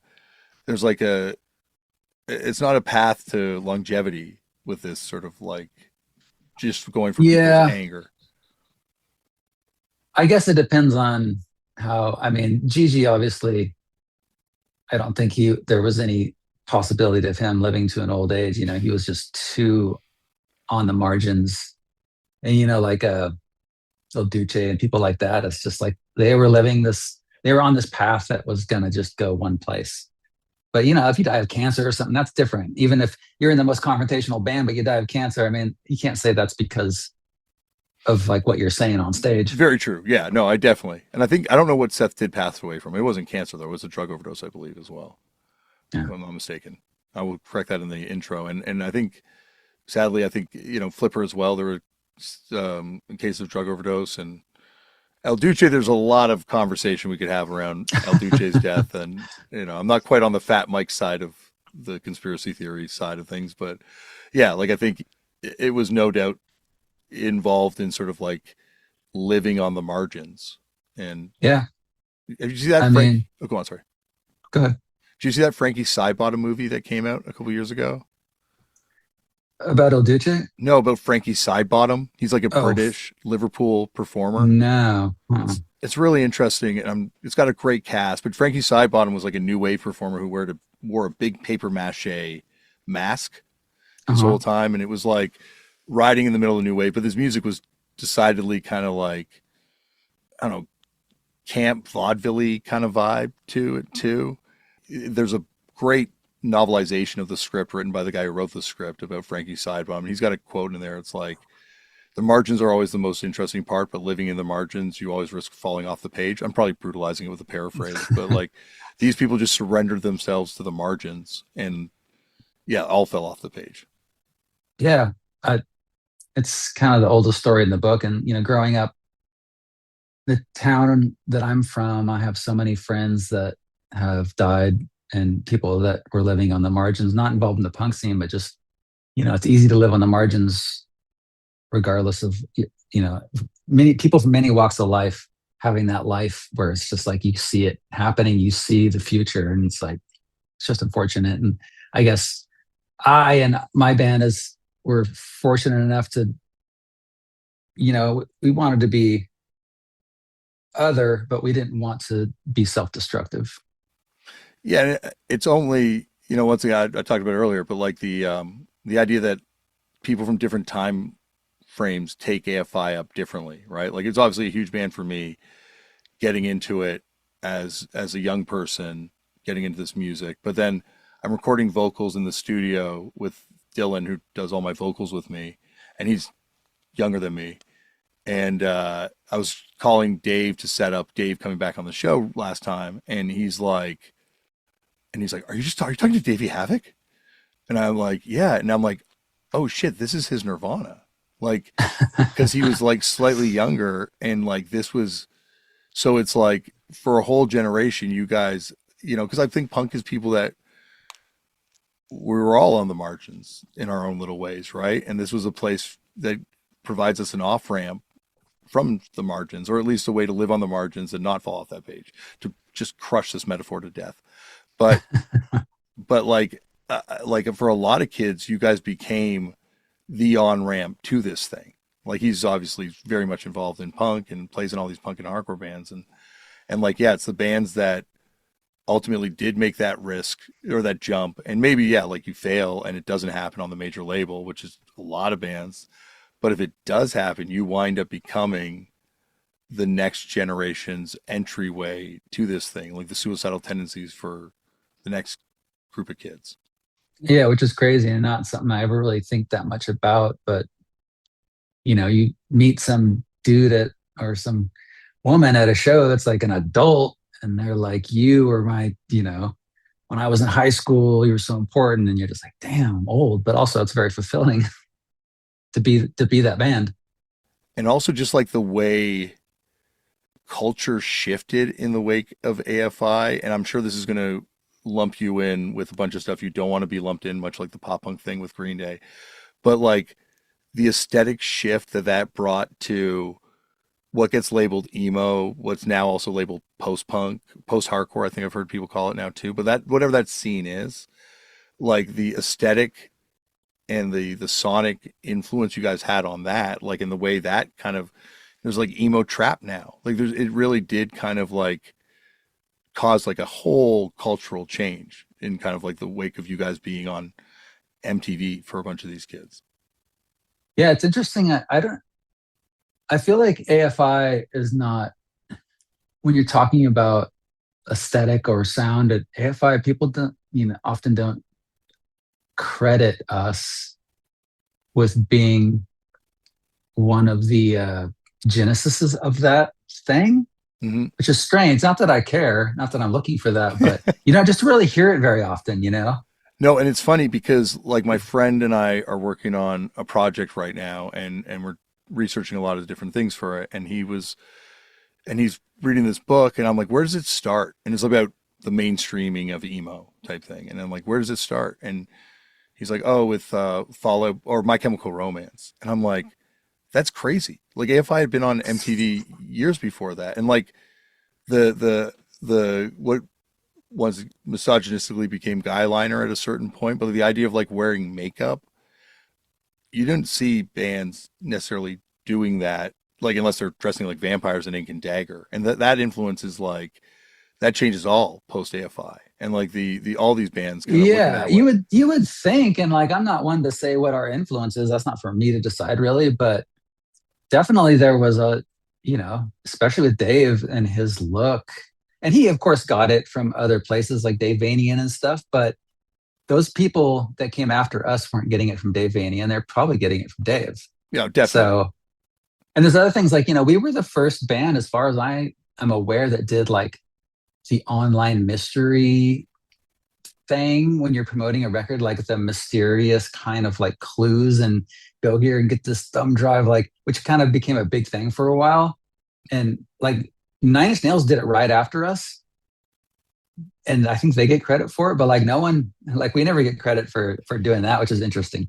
It's interesting though, Justice from Trapped Under Ice and Angel Dust, when he was on the podcast, we're talking about Nirvana, and I'm like, yeah, like, they're I love Nirvana, but I'm like, at the same time, like, what they were doing wasn't completely revolutionary when you look at the Wipers and you look at the source material they're pulling from the Melvins, and he's like, yeah, but like, those bands were never going to be what Nirvana was. Nirvana's the master of it because what they could do is take other ideas and synthesize it into something that made it completely consumable to a mass audience. And Yeah, it's definitely. it's kind of true. Like, it's never the pioneers of stuff that get the credit for it. It's always the people that kind of like found a way to make it more acceptable. Like, it's as big as the Strokes are in people's mind. The Killers found a way to make streamline that thing, or streamline Interpol maybe, or whatever it was, and make it huge. And that's I think you see it happen time and time again. Yeah, I mean that would make sense, but if we had stayed an underground band, but we did that and then also became this incredibly mainstream band. But I think you guys So going it main. Oh, I didn't mean to cut you off, but I'm hot now well on this just topic. but it's just, like it'd be one thing if I mean once again, let me preface this by saying I don't need any credit for influencing anyone. Like please, I don't need that. It's not necessary. I'm not looking for it. It's just an interesting sort of intellectual topic. Oh, absolutely, this is what I live for. Yeah. Like if we would have stayed that small band, then I can understand. Like most people aren't going to reference the Wipers. That's not something that everyone knows about, or even the Melvins for that matter. So if like AFI had remained that kind of like little Nitro Records band, you could be like, okay, well, when you're talking about My Chemical Romance or The Used or whatever, you're not going to mention AFI because maybe you don't even know AFI. But because we became this huge band with that aesthetic still in place, to not at least say that like there must be some kind of correlation would be kind of strange. Well, here's my thing: is what you guys did in the same way like these bands stayed underground. Like, you made going mainstream from the underground. That was like, no one had done that smoothly or tastefully in a way that kind of like, and I think a lot of those best practices that you guys introduced, bands that would make that move next, or bands that were already kind of like playing the game, kind of shifting their way to kind of follow those. I think the way you kind of kept your fan club and the sort of like insanely rabid fan club in a way, I think a lot of bands tried to, I know bands that directly tried to copy that when they made that move too. The way that it was still like it wasn't like you shifted your sound when you got to the major label. Like the sound was the way it was going, and that was clear to everyone that had followed the band. I think a lot of bands do that now, as opposed to prior to that, where there was be that sort of try to make it more polished or completely reinvent the wheel and change your band's sound to try and sound like the Red Hot Chili Peppers or U2 or whatever it would be. Right? I think that's what a lot of people kind of copied from you, and then definitely the aesthetics. And like, no, you're certainly not underground, but I think you guys being on MTV broke down the barrier. Like, I think about, I didn't get to go to this Warp Tour, but there's that Warp Tour 2001, maybe 2000. You guys played the Skydome in Toronto, and 2001, we did the whole world tour that year. yeah, and which I God imagine you got stories from that. But like, Davey was walking around. People were like, "Yeah, Davey's crazy. Davey's walking around with a parasol. He's wearing makeup and his hair's teased up." And like, these are like friends telling me this. And then fast forward how many years on the Warped Tour, and every fucking band's doing that aesthetic. Yeah, I mean, once again, I don't want to be like, hey, we started all this like makeup, that's AFI, like, um, but it should be, I would say it would be in the conversation at least. And once again, we take it from, like that early Dave, before I was even in the band, that's very Davanian. I mean, you can look and see direct parallels, and wearing makeup also, from the hair metal is an influence, and Bowie and all these things. So it's not like we invented this stuff. No, but you brought it into punk. And I say this, I've also said it to Justin from The Locust, and I said it to my friend Jason, who played in the Orchid. At the time, punk and hardcore was very much like this sort of Protestant austerity approach. Like, there wasn't like, like you talked about Dave, how Dave used to dress. Like, and he always had a little bit of flair, like the suspenders and all that kind of stuff. But like, you wore sweatshirts, you wore skate shoes. Like, it was very, You wore the same clothes on stage that you wore off stage. It was like that sort of presentation of things. And then there are bands kind of in the late 90s that start styling their hair or paying attention to their clothing. And obviously, it's taken up in a super negative way by the next generation. But I feel like AFI did bring sort of this goth vibe to the party. And there are other bands like, Ink and Dagger doing this, but not like in the same sort of aesthetic way, not like you're saying, going back to Dave Vanian and like Bauhaus and kind of that world of goth stuff. Like that wasn't really happening. And I think that's AFI bringing that into the world. I don't remember anyone doing what Dave was doing in, the late 90s, early 2000s. I don't remember any of our peers doing that. I mean, there probably was, but I don't remember it.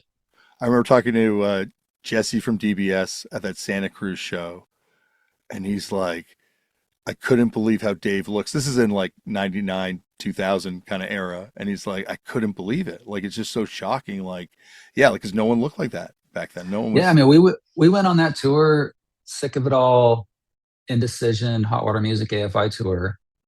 Dave was like in white face with like crazy makeup, lipstick, PVC, like full PVC outfit. And and Sick of It All. It's like most people there are there to see Sick of It All. So it's like all these kind of like hardcore tough guys, and they're like looking, and it was a good tour. It wasn't like we were getting abused. People were so shocked by him. And then we come out and we're playing this fast, aggressive music. I think people are just like, they couldn't fuck with us because they were so taken aback by us. And also the music started sounding so epic at that point too, where it's just like, yeah, like it's fast and it's still like you're still doing that hardcore thing, but there's also like these like build ups and sort of this epicness that's kind of coming in around that point where it's just like, especially in those small rooms, like no one, as great as these bands are, like no one sounds like that. Yeah, I think as being a songwriter, my coming from hardcore, like before I joined AFI, like the band I was in before, I was still on Loose Change, but I was in Redemption. So big, like epic buildups is a very hardcore thing. But also I was, seeing Rancid early on. Like I started seeing Rancid like even before Lars was in the band. So like I was immediately like on board with like that first 7-inch. Remember Jeff Kresge actually played me that 7-inch right when it came out, and the first song on it, I just blew my mind. Like looking back now, it might be like, well, why would this blow your mind? But I was like, it was so fucking good to this day. Like one of those watershed moments where I'm like, what the fuck is this? And they were so good at that explosive chorus thing where it would be like this thrashy kind of dirty, mangy punk verse. And then it goes to this major key chorus. And then all three dudes are singing, like Matt, Lars, and Tim are all singing this incredibly simple, hooky, amazing thing. And that really struck me. And that was an influence on like, write these choruses that are just glorious and have everyone singing, like in the band singing. Like, so we would have all four of us singing the choruses. And like, so, that's a little bit of the genesis of that thing. Yeah. And it was like a complete presentation. Like, as Sick of All in that era is unbelievable live. Like one of my favorite live bands. Oh, But yeah. it wasn't like everyone came out with the exact same vibe like you guys did at that point. And then obviously lighting's coming in later on, but like there was like you could tell that this was like and I don't want to say more professional because it implies like there's like negative connotations too, but it was like this is like a more cohesive presentation of a band than you're seeing in hardcore at that time.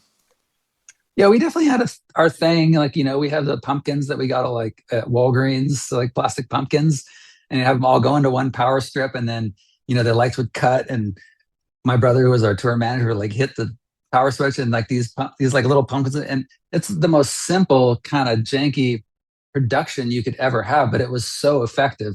It's amazing how effective that was for a couple of like $2 pumpkins.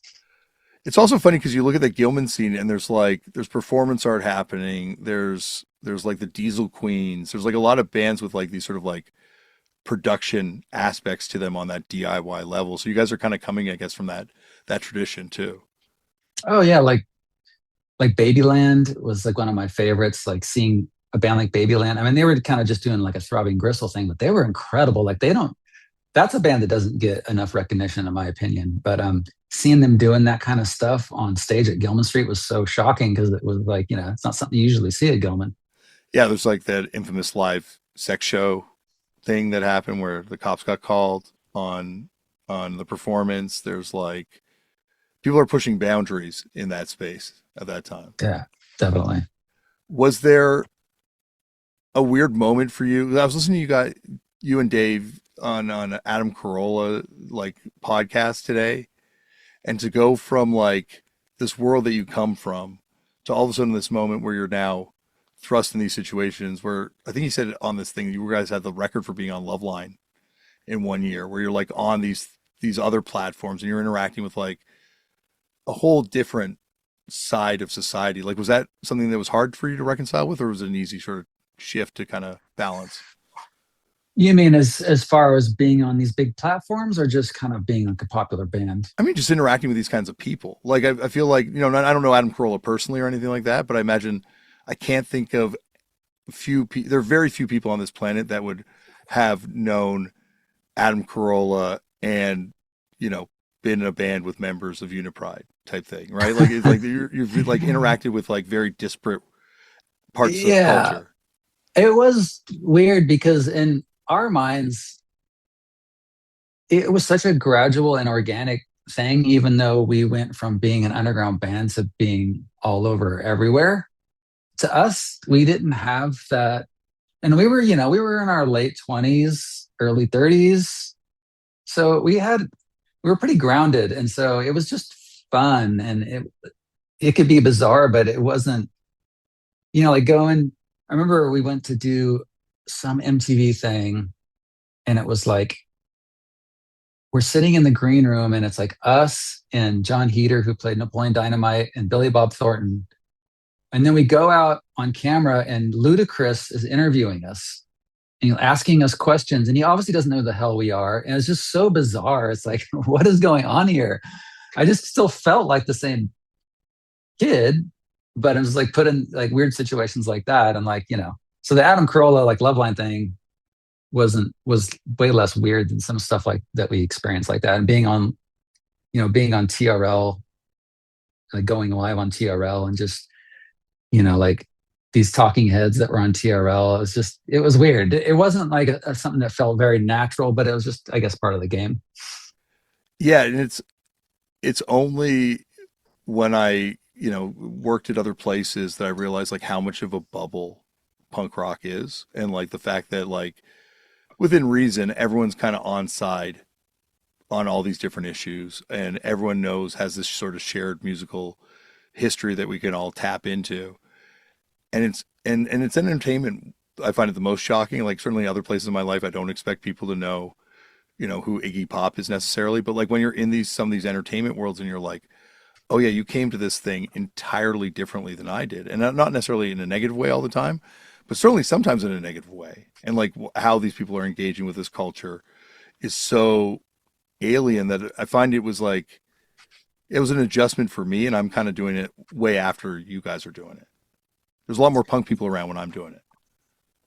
Yeah, I mean, there were definitely situations we were in where, whether it be, like Nick Lachey or his wife, interviewing us on TRL, and they're nice, but you could tell they're like, who are these guys? Like, what is this? Why am I talking to these guys? And like, we did MTV's New Year's show. So we're like playing in the studio above Times Square. And it's just, they fill this, and we're with 3 6 Mafia. And like, they're, they're like, okay, we're going to do this part where you guys are going to play. And then 3 6 Mafia is going to like freestyle over. And it's just like, it was so bizarre. And then they filled the studio up with these people that were like from a fucking like car commercial. Like they didn't know, none of them knew who we were.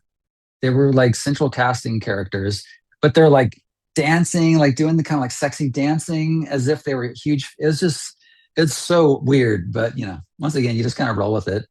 Yeah, like in a few years later, it would make a lot more sense. And now certainly like these kind of worlds are combined, but I think it's because there's a generation of kids that are watching 3 6 Mafia perform with AFI on the MTV New Year's special that are like, "Oh, I can mix these two things," and you get this. Yeah, certainly. It probably makes more sense now. Yeah, absolutely. It makes it a lot, but then again, like it's I think it's because the world you guys are coming from is so the antithesis of this kind of world, and you guys are like kind of like the antithesis of this kind of world as people too, like the straight edge thing, like I assume everyone's vegan, right? Like there's like the or vegetarian, like there's like sort of like this sort of like different politic, different worldview that you're kind of mashing into like the opposite side of it at that time.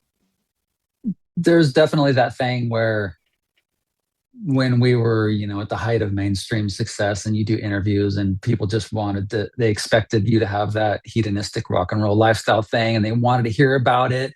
They didn't know who you were, but they're like, so let's tell some crazy stories from the road. And it's just like, we have zero crazy stories like that. There's no girls on the bus ever. There's no drugs on the bus. There's no alcohol. Like we don't do that. And people couldn't wrap their heads around the fact that we were this successful, what in their eyes, like really edgy rock band, and yet we were so straight laced. Yeah, even with straight edge too, because the straight edge I think has had a huge mainstream moment in the wake of CM Punk, who used AFI famously as entrance music for years. Still does. Yeah, it still does. Yeah, it came back with it, and I think it got announced that it's going to be in the new video game. There's a special old school style CM Punk entrance. Yeah. Uh, but and I think so. There's now a generation of people that probably have no idea about Minor Threat, for instance, but know about straight edge. But even in like the early 2000s, that's not the case. CM Punk's still on the indies. No, there's like it's still like a very alien thing to people. Yeah, and probably still is. I don't think something like straight edge, even with the preponderance of veganism in popular culture now, I still think it just blows people's mind that you don't want to eat meat or that you wouldn't drink. Like people Yeah, can't wrap their heads around it, and they never will be able to because it's such a fundamental aspect of the human experience to drink alcohol, to eat meat. And so it kind of goes against they just can't really grasp the desire or the lack of desire to do these things. and I think it's also threatening to people when Yeah, absolutely. if especially if they've been thinking about it for years or they know deep down like it's probably a better idea if I don't eat this or drink that for my health, the world's health, everything. But yet it's so like you're saying, it's so much part of our society, right? Like it's every show you play. It's you're paid in beer before you're paid in money in the music industry. This is something, as being straight edge for, almost 40 years now, something I've always experienced. And even back in my hometown, before I was ever in a band, it's people feel judged by you, even when you're not judging, even when you're completely okay. You drink, I'm totally okay with that. But they feel because they know that you don't do it, they assume you look down on someone who does it. And so now they're feeling judged by you. They're creating this whole scenario that you're not a part of, but it's like, oh, you hate me? You think I'm a piece of shit? Well, fuck you. Even though I don't care, I don't care what you're doing. But everyone always thinks that you're judgmental towards them. And maybe some people, like Dave's probably more judgmental towards people than I am, when it comes to that. And, rightfully so, because, he's a straight edge vegan warrior. But, you know, you get a lot of people being preemptively pissed off at you. Yeah, and then, like it's that sort of it's amazing how much of like sort of like the hate and anger and vitriol in this world comes out of like an insecurity of one form or the other from people. Like, and I know this is not a revelation by anything, but like certainly with straight edge, obviously with a lot of like the negativity towards LGBTQ two plus people, like you feel like how many of these people are fucking insecure about it? Like how many times does it come out later on like, oh, like yeah, the guy that was running Screwdriver Security for all those years, he was also very out in the gay scene at the same time, and it was like as it's kind of reconciling these two worlds that led him to commit violent crimes towards gay people because he just couldn't deal with it himself because he's fucking insecure. Yeah, I mean, all of these things, all of these various forms of bigotry are crazy. But to me, homophobia is one of the craziest ones to me that I just cannot wrap my head around. It's so prevalent it's been just such an intrinsic part of the fabric of society since day one, since we were living in caves across all time, across all geographical barriers, religion, race. People, the homophobia is just like, I just cannot, I can't fathom it. Yeah, I feel like it's what you're saying. It's like part of our cultural or like being makeup since you guys were like the dawn of humanity, like the very first humans. But it's also this thing that society, probably because they want everyone to just make babies so they can have a cheaper workforce to draw from. And I'm sure that what it goes back to when religions are kind of finding a way to put this stuff into their doctrine. And it's I think those two things slamming up against in some people that causes them to not be able to reconcile and resort to violence. Like, I suppose, but you even look at societies that aren't, these monotheistic Western religions, homophobia is there. Homophobia is always there. Non-religious societies, it's like some poor guy living in the mountains in Tennessee who maybe isn't religious but hates gay people. It's like, well, why do you hate gay people? You don't care about there being more people for the workforce. but I Like, think where that's did your because I homophobia think come that's from? been bred into them, right? Like it's been taught to people. It's been, and I guess you're right. Certainly. Like there's certainly not all cultures, but like you can see how this thing has become part of who we are because it's just told to us by these religions, by music in some cases, by That's definitely part of it, but there's something weird in human nature. I think it's some kind of like biological Darwinian imperative or something. It's something, I don't know, maybe it's part of ignorance, some, I don't know, facet of ignorance. I don't know, but I can't understand it because anyway, we could talk about that all this day. is a separate podcast. We'll have a whole other Yeah. thing. I've realized Yeah. now I've kept you for a very long time, Jade, and Oh, it's okay. I wasn't looking at the clock. I haven't even talked to you about Redemption 87, which is a huge band for me. Oh, okay, cool. Let's We talk uh about it. we just started touching on it a little bit. I feel like Redemption 87, by the time I got the record, I think it was pretty much towards the end of the band. Because, like, by the time you join the band, it's not too many more years before it's over completely, right? Yeah, I think it was 2 years, but I think it had only been around for maybe a year or two when I joined. Yeah, the New Age record comes out in 96, I think. Oh, okay. Well, then, 97, maybe? well, the record that I was on came out in 90. 9, right? No, no, no. It Okay. says 99, but it, like, the band was way broken up by 99. Maybe, Um, maybe the LP comes out in 95 then, and I didn't get it till 96. yeah, because I think the one I was on came out in 96 or 97. And I think it's either wrong somewhere. It says it has the wrong information on it. Yeah, because I'm looking at the Wikipedia and it says All Guns Poolside was released in 99, which is definitely not the case because I was touring in AFI in 99. So that was well after the band had broken up. I think All Guns Poolside at the very latest came out in 97. So anyway, Wild. Okay. Yeah, because I was trying to figure that out. Because I got the LP eventually, a very damaged copy at the record store because it was the only one available. But it felt like it was just ahead of the Youth Crew revival, which would come, a few years later, and also like a band that I think if you guys had toured more on the East Coast, it would have found maybe more of an audience because it was very much in keeping with the way hardcore was going. yeah, we did that one. The only tour we ever did was we did like a 2 week thing on the East Coast. First time I'd ever been on an airplane, which is pretty cool. Um, but yeah, we didn't tour really. We played a lot of shows in California, played a lot, but yeah, it just never, I don't know, it never became a bigger thing. It's weird because I don't think I've seen too many flyers for that East Coast run. Like, where were you guys playing? Like, I assume New York, obviously, and Boston. Yeah, we played in Virginia Beach at like a skate park.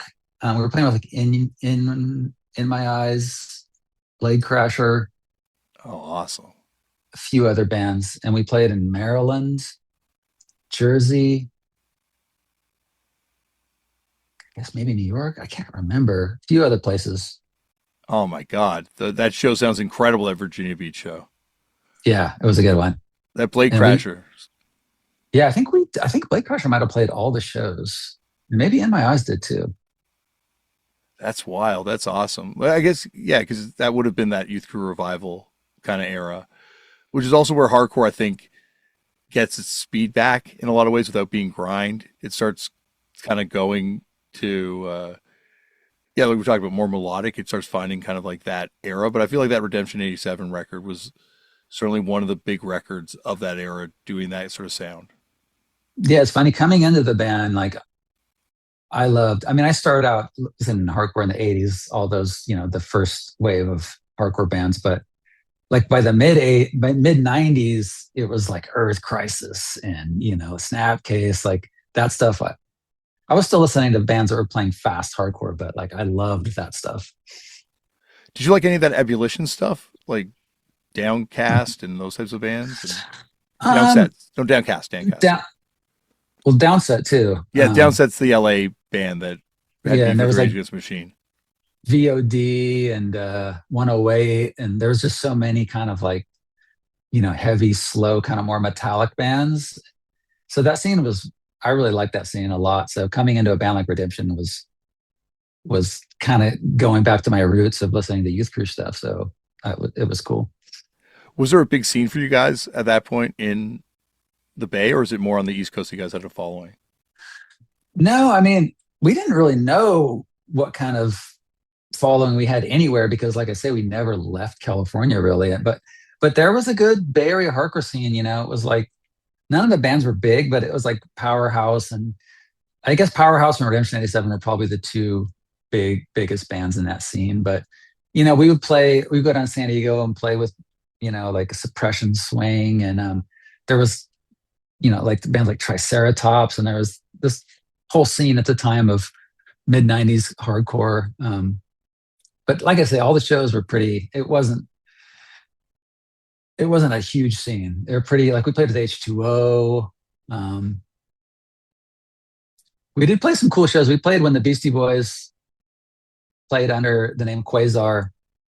They came. We played two shows with the Beastie Boys and Sick of It All, which was pretty killer. We played with Weston, which is pretty sweet. That's awesome. Did you guys play that show with Floor Punch and I think the Hoods when there's that riot fight with the Nazis? Oh, I think so. Where was that? What venue was it? I think it's at the Gilman. There's photos from it, like Sammy, all bets off. Sammy, rest in peace. Like about to crack a Nazi over the head with like a crowbar. I think is It's possible. I mean, like that kind of shit was just like every show. Maybe not Nazis. By that point, the Nazi thing had kind of petered out. But Sammy getting into a fight was certainly many shows. yeah. But yeah, I'm not sure if I was at that show. That might have been before me. He was the no. I think it would have been after your time, but I don't know if Oh, Redemption after. 87 Okay. played. I mean, sort of like you. I think you would have been playing in Redemption 87 at this time, I should say, but I don't know if they played. I'm trying to remember. I think I probably remember playing Floor Punch. Yeah, because they did that one West Coast run. I'm pretty sure around then too. Um, All bets off. Fantastic band, but that guy Sammy, first person I ever met when I went out to the Gilman. I went and showed up at like 2 in the afternoon. He was outside of the show and was just super nice to me as this sort of like Punisher kid that was like tourist going down to see the show and gave me the first All Bets Off split that day That's too. cool. Yeah, I mean, he was like mayor of the scene, Yeah, the hardcore scene. yeah. It felt like that was the like that was like almost like the next wave after you guys like had kind of like blown up.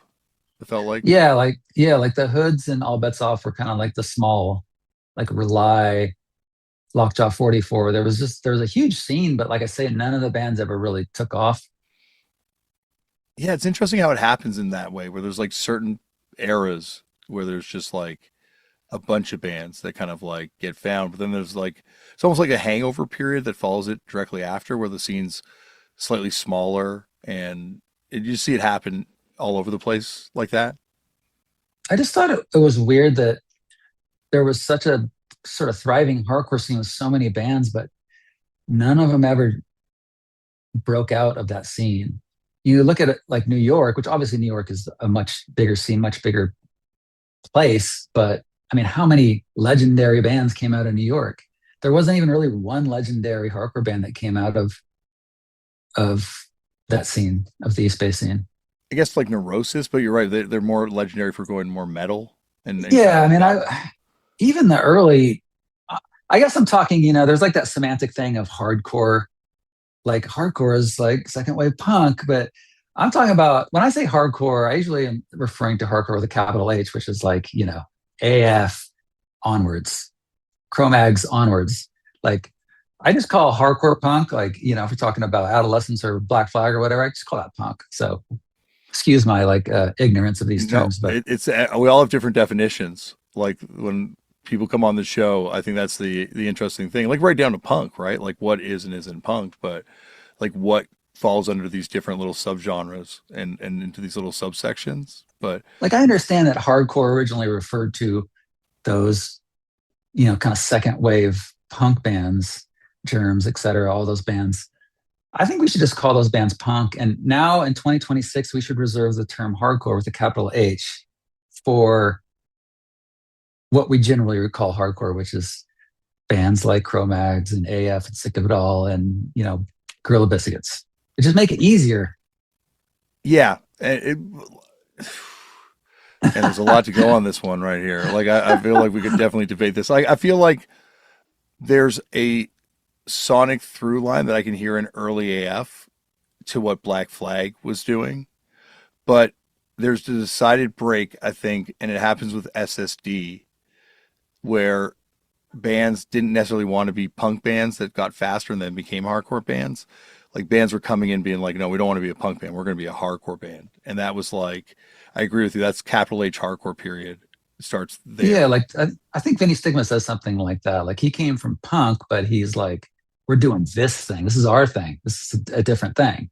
Yeah. And it's interesting how it spreads too. Cause like in America's hardcore, I think Henry Rollins says like, we went on this road trip with the Teen Idols. We brought back all this West Coast hardcore stuff that we saw in terms of like the way you danced, the way you crewed up, the way you dressed, like all this Yeah. kind of The stuff. And then the engineer boots, the freaking circle pit. yeah, and then they go to Boston, they go to New York, and they kind of spread this gospel.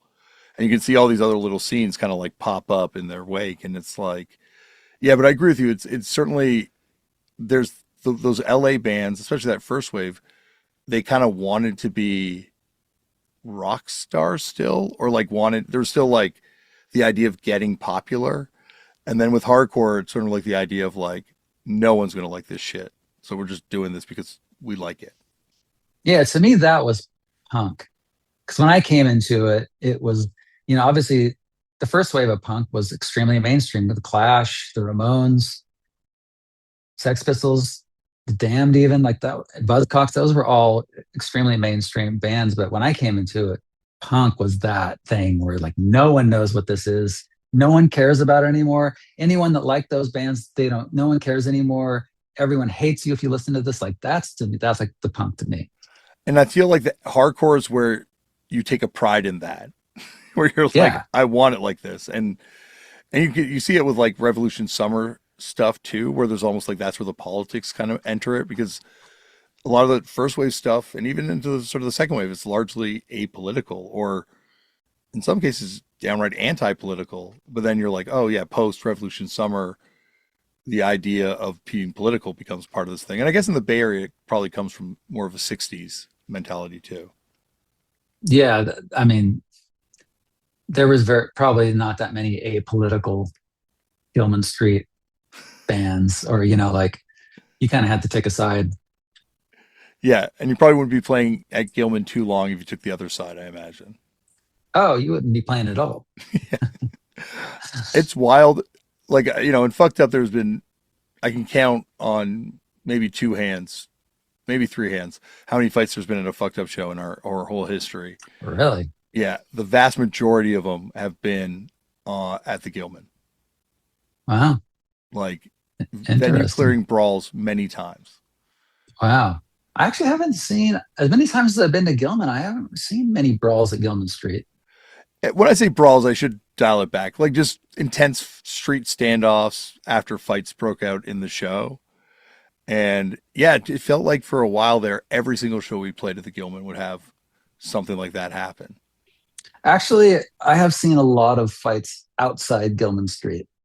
I guess I should amend that. There's very few fights in my experience inside, but there's been a lot of violence outside of Gilman Street. I don't know why that is, but yeah, lots of standoffs. I've been involved in some myself. I wonder if it's because of like the idea that this is a melting pot of all these different interpretations of punk and hardcore too. And when these different subcultures run into each other, sometimes there isn't that warm acceptance of other cultures going on. Yeah, I think some bands come into Gilman Street knowing that they are not accepted by that scene and having a chip on the shoulder, ready to kind of be part of a confrontation, being like, we're playing there, but I know these people hate us. They're like the Tim Yohannan MRR types, and we're not going to fit in. So we're going in ready for a fight. Yeah, and stage diving also. I think the no stage diving rule mixed with people that are like, I'm gonna fucking break that no stage diving rule leads to Yeah. some conflict. Yeah. But what an amazing experiment it is. Like that it's still able to kind of be there and do this all these years later, in spite of all these venue clearing brawls.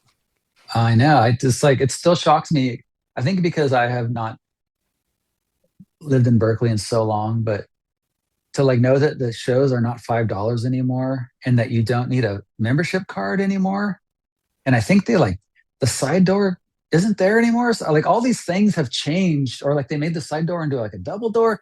Just all these things are like shocking to me. So I I haven't think been there in so long. I think making a side door into a double door would have served all those fights really well because the security, which was always really good about getting the fights outside, like you said, would have more area to kind of push these people outside as they're fighting Yeah. each other. I mean, all those classic security guards like Nando and Jeremy Spew, like those guys are like legends in their own right just for being security at Gilman Street. And it's like almost this like going back to hardcore versus punk, like this service that you do because you love the thing. Like you're volunteering to do a job that people are paid reasonably well to do in other places because you just want this thing to be able to happen. Yeah, I mean, it was all volunteer. I mean, even Dave was a flyer boy there for a long time. I used to walk around with him while I was putting up flyers on Telegraph and stuff. So yeah, people just gave their time to this idea of this community and this sort of socialist type of a collective. It was cool. It was a great idea. It was beautiful. Jumping back to when you guys, because you guys have obviously toured with other bands now, like as an opening band on like stadium type tours or large venue Mhm. type tours, and then gone back to do your own tours. Were there any like bad experiences that changed the way that you approach how you guys tour or interact with the opening bands? Like, because you've dealt with once again people so far removed from punk rock and some of these experiences. No, because we have always treated opening bands the same, which is we have that same mentality and ethos from the earliest days. It's like you don't treat, I don't care if we're playing headlining arenas and you're the first band, you never treat someone as lesser than or big time them or make their show shitty because we've definitely had that happen. You know, you have like this tiny sliver of stage to play on because the headlining band doesn't give a shit if you have room for your gear or not. Or you don't have a dressing room because the headline artist needs a room just for their freaking teapot. You know, like we've had all these things happen where it's just like the band you're touring with clearly does not give a shit about you. They don't give a shit about you, making your show go well or having just basic amenities. So we would never visit that on someone. Just from general kindness. Do you find like obviously playing the show, it's probably way better playing your own headlining show, but in terms of like just what's required of you mentally throughout the day, do you find it easier to do an opening slot like that where there's less stakes, or do you find it just like I wish I was doing my own show? I mean, you wish you were doing your own show because it's always better to play to your fans rather than people that don't know you or don't care. But the low stakes support thing is very attractive. It is very nice to just be able to play, and it doesn't matter if how many tickets are sold. It doesn't matter. Like none of it matters. You do your thing, you play your show, you do your best, and that's all you're responsible for. It is nice to do those once in a while. Yeah, those offers have definitely dried up for us, but I would much rather be playing a no stakes opening slot for a big band than doing my own slow show for the reasons you mentioned. Yeah, we've luckily got some really good ones over the years. We continue to, and playing like we just last year went down and played in Brazil with System of a Down to 80,000 people, which was like the biggest crowd we've ever played to. And just, and it was fun. And we played with Lincoln Park down in Mexico to 60,000 people, to playing these massive shows and getting people still wanting us to open up for them. They don't need AFI to open up. System of a Down does not need AFI to open up for them in Brazil, but we get to do it. I leave after the opener. I'm not talking. Well, I guess I am talking shit that way, but I'm saying I would have been there in Brazil for you guys, and then I got record shopping. Yeah, but I tell you what, I don't know if you've seen footage. Look online at footage of that show. It is crazy. It would have been worth to stay and see System of a Down at that show. So, yeah, I don't know.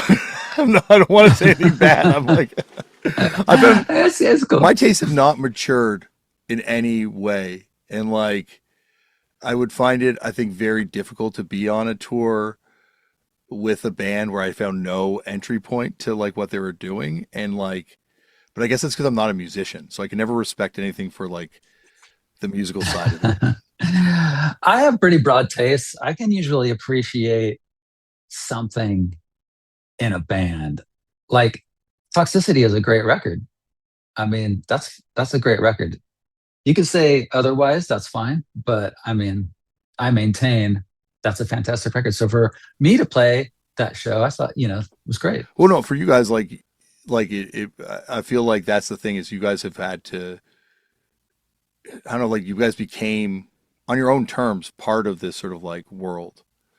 Whereas I don't know, and once again, the option was never presented to me, but I don't know if I'd be able to have the maturity to exist in that world. Do you think, like, let's say, like Limp Bizkit's having this big moment Yeah, right now. If they said, we want Fucked Up, 6-week tour, direct support, not a chance. fucking tons of money, Not a chance. you're just like, I couldn't do Couldn't it. do I mean, we wouldn't either, but, Yeah, is there a cutoff point for a certain type of band? I have to like find a way in, like and we've only done like a few big tour support slots, like the Foo Fighters and Arcade Fire. Like I knew that they were all in punk and hardcore bands, and so I had that relation. Maybe Okay. this is So that has to be, well, the connection. I don't think it necessarily has to be the connection. Like if like let's say the Kinks were like, hey, we're gonna get back together. Does Fucked Up want to go on tour? I'd be like, absolutely. But I think like I'd have to like understand the cultural side of things. Like we opened for Public Enemy one time, and that to me was like a no-brainer because it's like it was really bad. Probably some brain should have been involved for all parties involved, but it was If you're a Black Planet, it's one of the oh best records of all time. perfect. And I met Chuck D on the phone beforehand. I thought it was going to be an amazing thing, and then the reality was maybe my slight taste of jamming live on MTV with 3 6 Mafia kind of vibe.